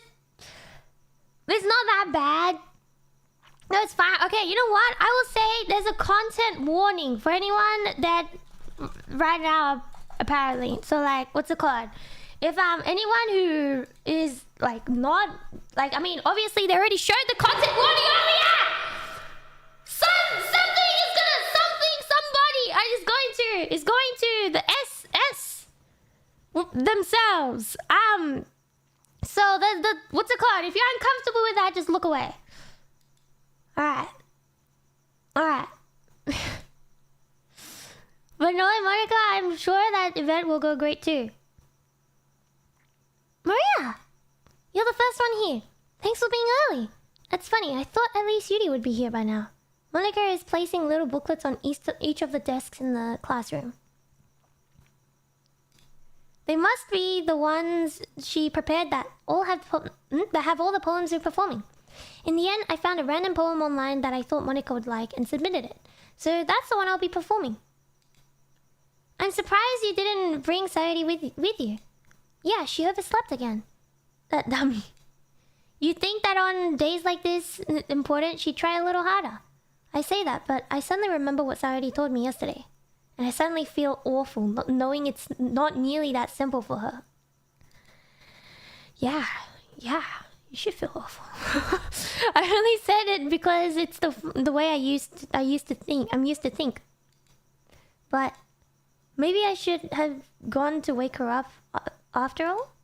Haha, you should take a little responsibility for her, Maria. Yeah, I mean, especially after your exchange with her yesterday. Excuse me? What exchange? You kind of left her hanging this morning, you know? What do you mean? Exchange? How do you know?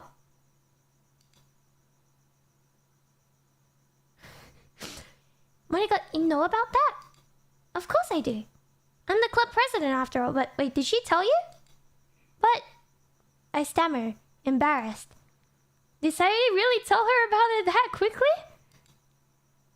That we're a couple now? I didn't really plan on bringing it up with anyone yet. Jeez, you don't know the full story at all, so don't worry. I probably know a lot more than you think. Huh?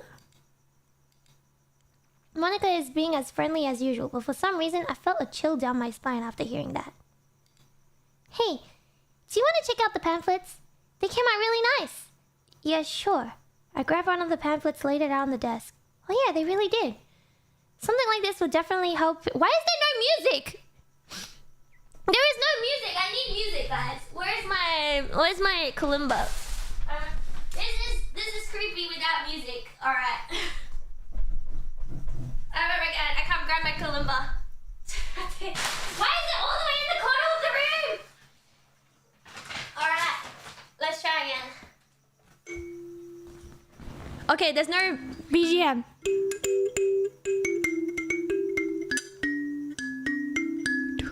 Yeah, something like this would definitely help people take the club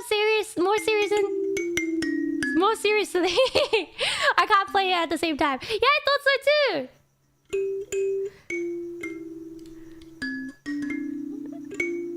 I flipped through the pages. Each member's poem is neatly printed out on its own. I recognize Natsuki's poem and Yuri's poem from the they performed during our practice. What's this? I flipped to Sayori's poem. It's different from the ones she practiced. It's sounding more creepy. Okay, maybe never mind.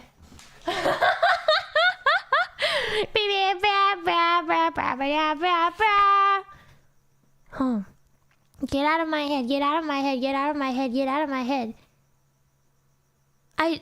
Get out of my head before I know what I know. Before I know do what I know is best for you. Get out of my head before I listen to everything she said to me. Get out of my head before I show you how much I love you. Get out of my head before I finish writing this poem.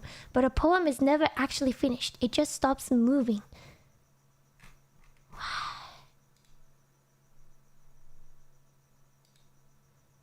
Dude, it's so creepy that there's no audio. What is this? Reading the poem, I get a pit in my stomach. Maria? What's wrong? Nothing. This poem feels completely different from everything else Sayori's written. But more than that, I changed my mind. I'm going to get Sayori, so... well, alright. Try not to take too long, okay? I quickly leave the classroom. Don't strain yourself. Monica calls that out after me. I quicken my pace. What was I thinking? I should have tried a little harder for Sayori. It's not a big deal to at least wait for her to, or help her wake up. Even the simple gesture of walking her to school makes her really happy. Besides, I told her yesterday that things will be will be the same as they always have been. That's all she needs and what I want to give her. I reach Sayori's house and knock on the door. I don't expect an answer since she's not picking up her phone either. Like yesterday, I opened the door and let myself in. Sayori? She really is a heavy sleeper. I swallow. I can't believe I ended up doing this after all. Waking her up in her own house. That really is something that a boyfriend would do, isn't it? In any case, it just feels right. Outside Sayori's room, I knocked on her door. Sayori? Wake up, dummy! There's no response. I really didn't want to enter her room like this. Isn't it kind of a breach of privacy? But she really leaves me no choice. I gently open the door. What the?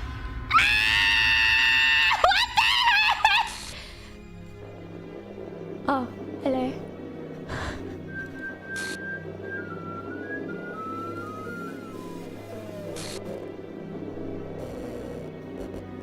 See trace back text for details.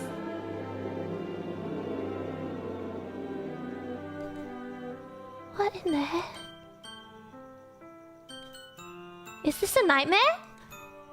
It has to be. This isn't real. There's no way. There's no way this can be real. Sayori wouldn't do this. Everything was normal up until a few days ago. That's why I can't believe what my eyes are showing me. I suppress the urge to vomit.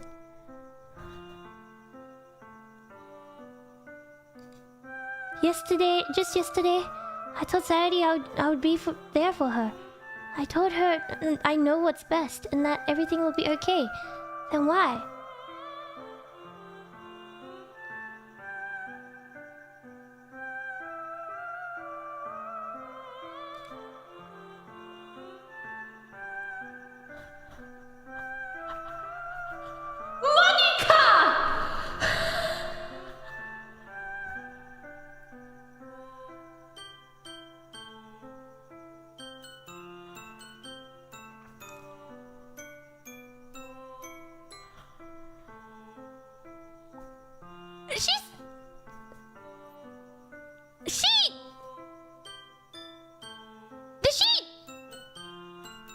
You left her hanging, literally.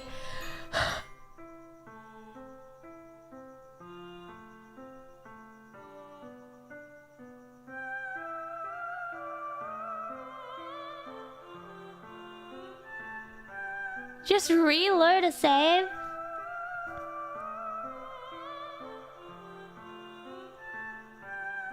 Why would she do this?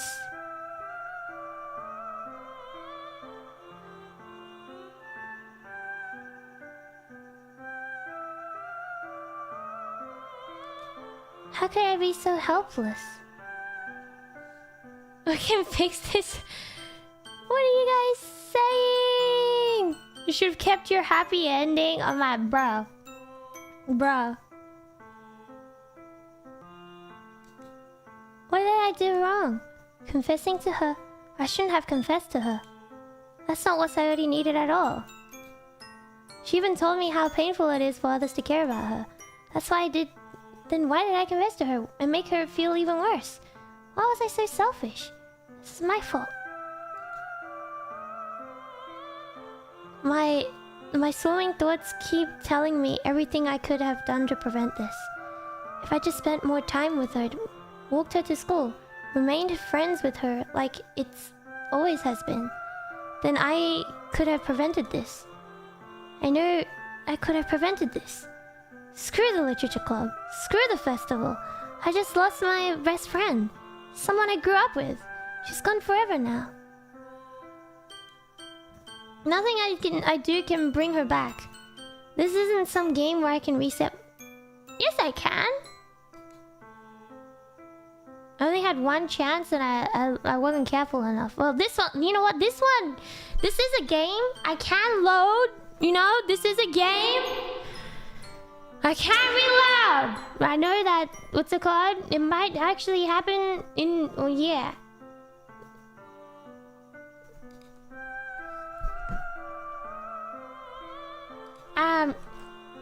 This is a game, so we could load, right? I could go back to this one or this one.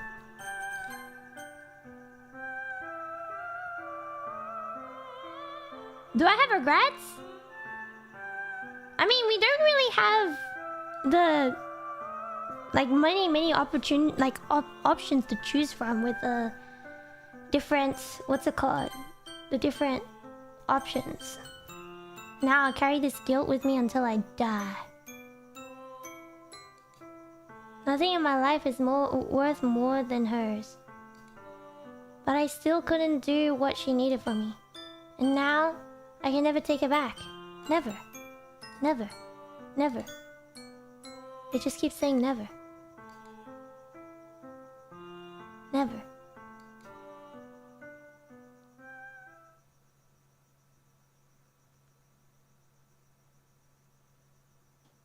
End.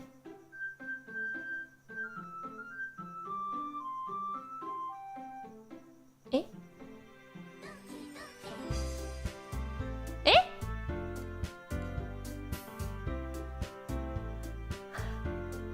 Sayori! What's this?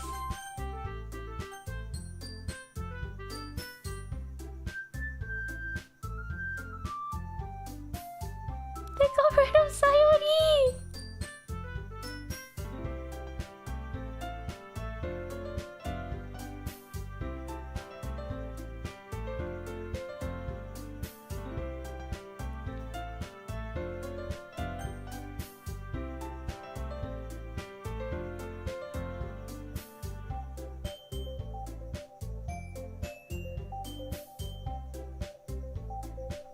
New game next stream, indeed. That's what we will do.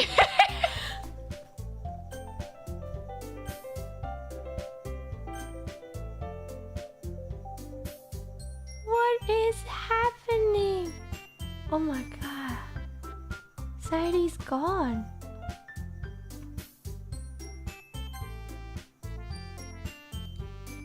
Sayori is just gone.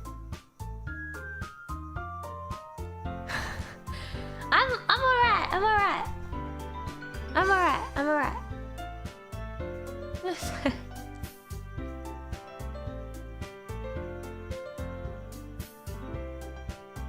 Daijoubu.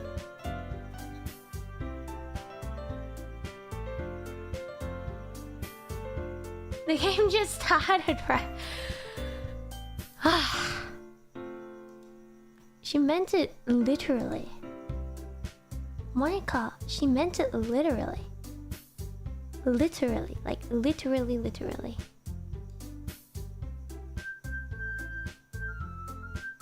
Friend zoning her would be the best option? Who knows? Who knows? Who knows? Maybe. Maybe not, you know, you never know. It could be either one.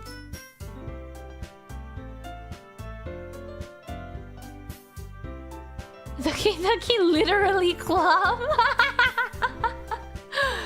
Oh my god. Not gonna lie, content warning saved you? Okay. You know, honestly, yes. A little bit same, I feel like. But still, oh my god.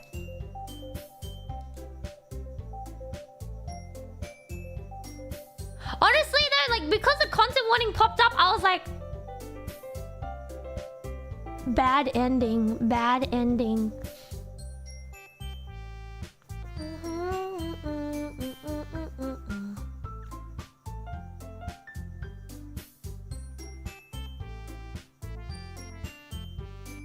Hardest challenge for this game is chat trying to be subtle.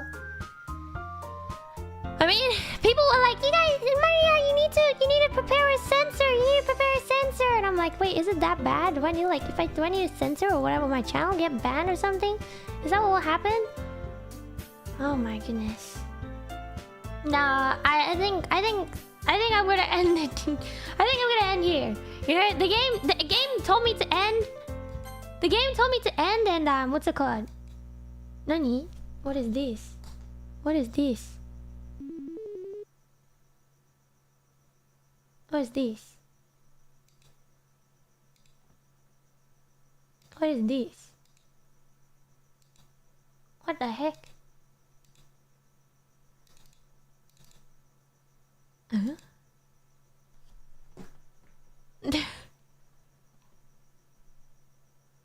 What is this? It was like... And I don't know, it like logged out of the game or something.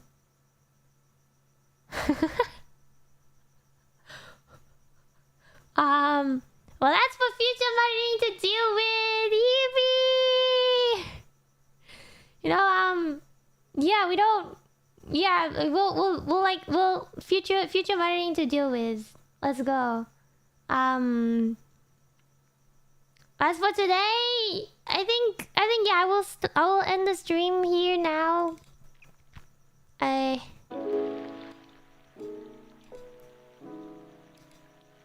Wow.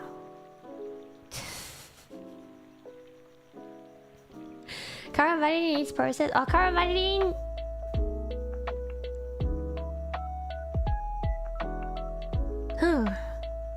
Appreciate the voice acting. Thank you. Should have ended on the good ending. The kalimba. The kalimba for the when I was like, I need BGM, and it made it more creepy.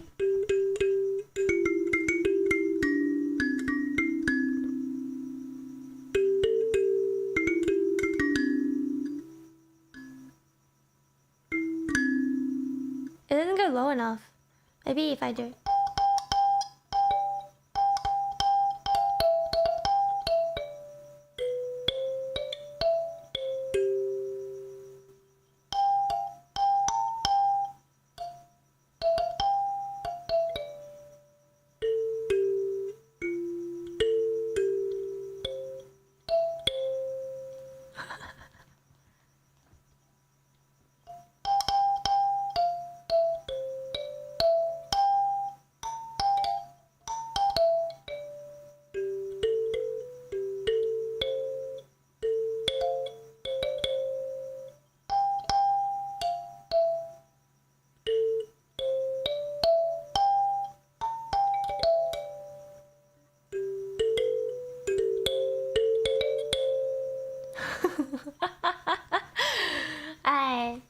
Play by ear.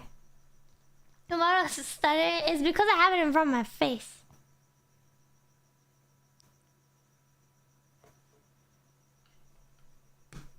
Let's go. You hear the music after this out of nowhere. Before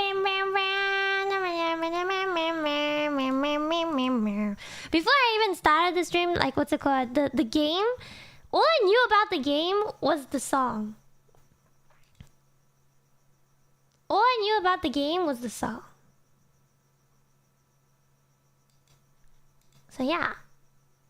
It's in our heads now. Well then, everybody. Thank you for coming by to the stream today. That was an experience for sure.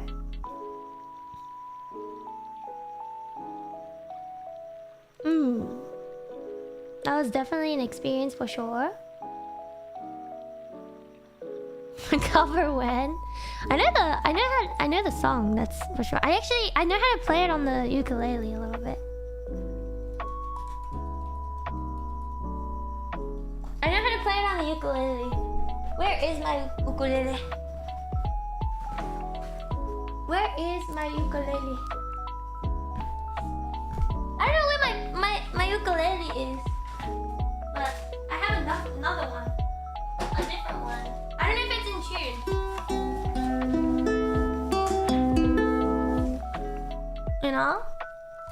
実はちょっとだけできるんですよ、これ。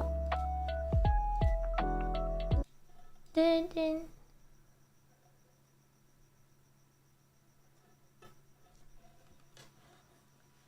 I kind of wasn't reading chat too much during the game. Every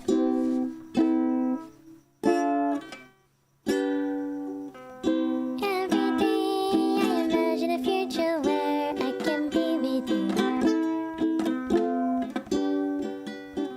In my hand is a pen that write a poem of me and you.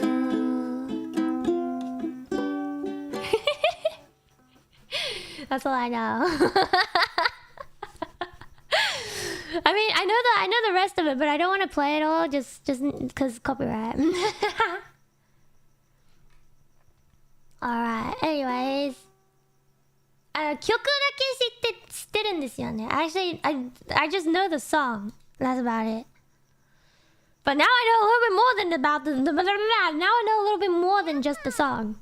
I know more than just a song. Yeah. Long-Sean, thank you for the 5 gifted. Even if it's a free game, the song is still owned by someone, so yeah. Wah!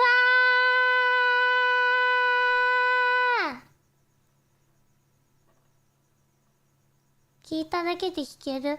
うん。弾けます。ウクレレどこ？ This is my sister's one.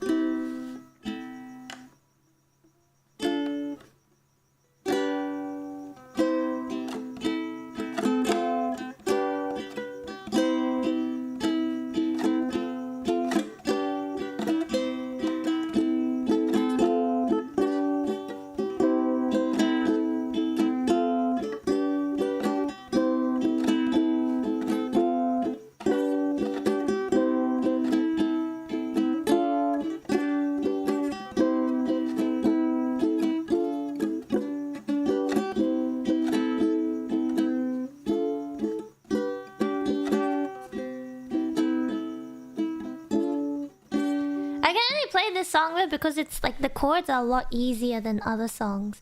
Usually I can't play ukulele because the chords are too difficult for me.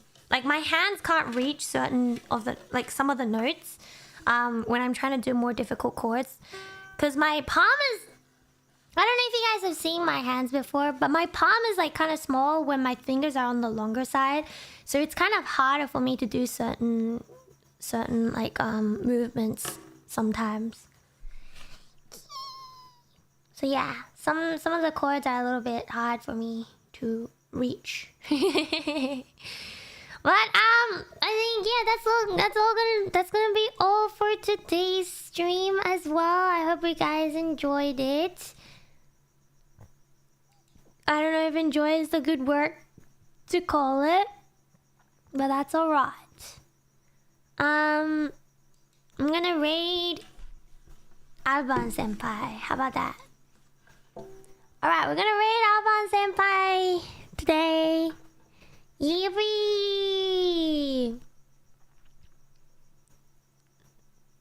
Tomorrow stream! Chat, tomorrow! Asta! Tomorrow we are going to be visiting the Aikatsu Academy Girls server! I can't wait! 明日の配信はね、ディミカツのマイクラサーバーにね、なんか行ってみることになります。ワクワクreally excited for that. Guys, I'm sweating. Holy cow. Yeah, Aia Academy server! I'm so excited, everyone.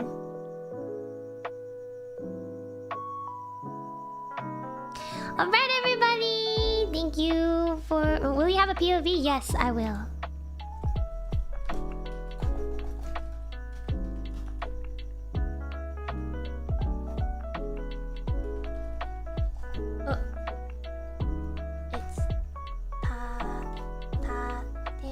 Yes, I will have what's it called?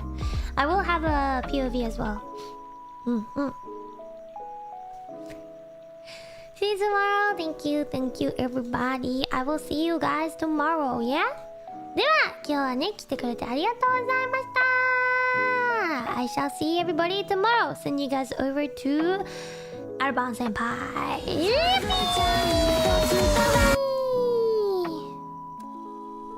Yippee!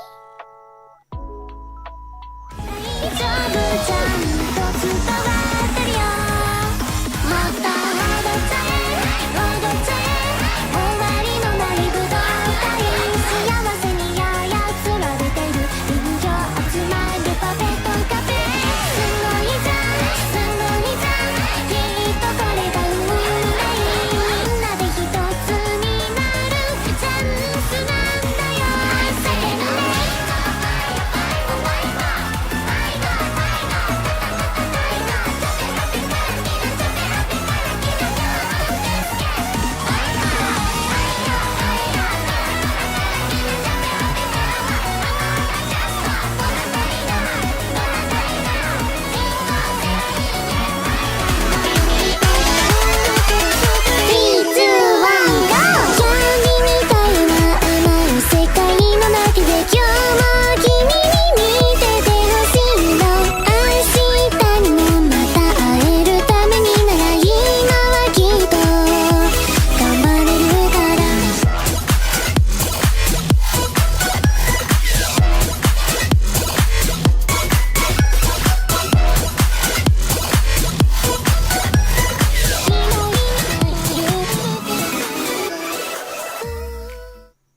Thank you for coming by. See you tomorrow. また明日ね。おつまり。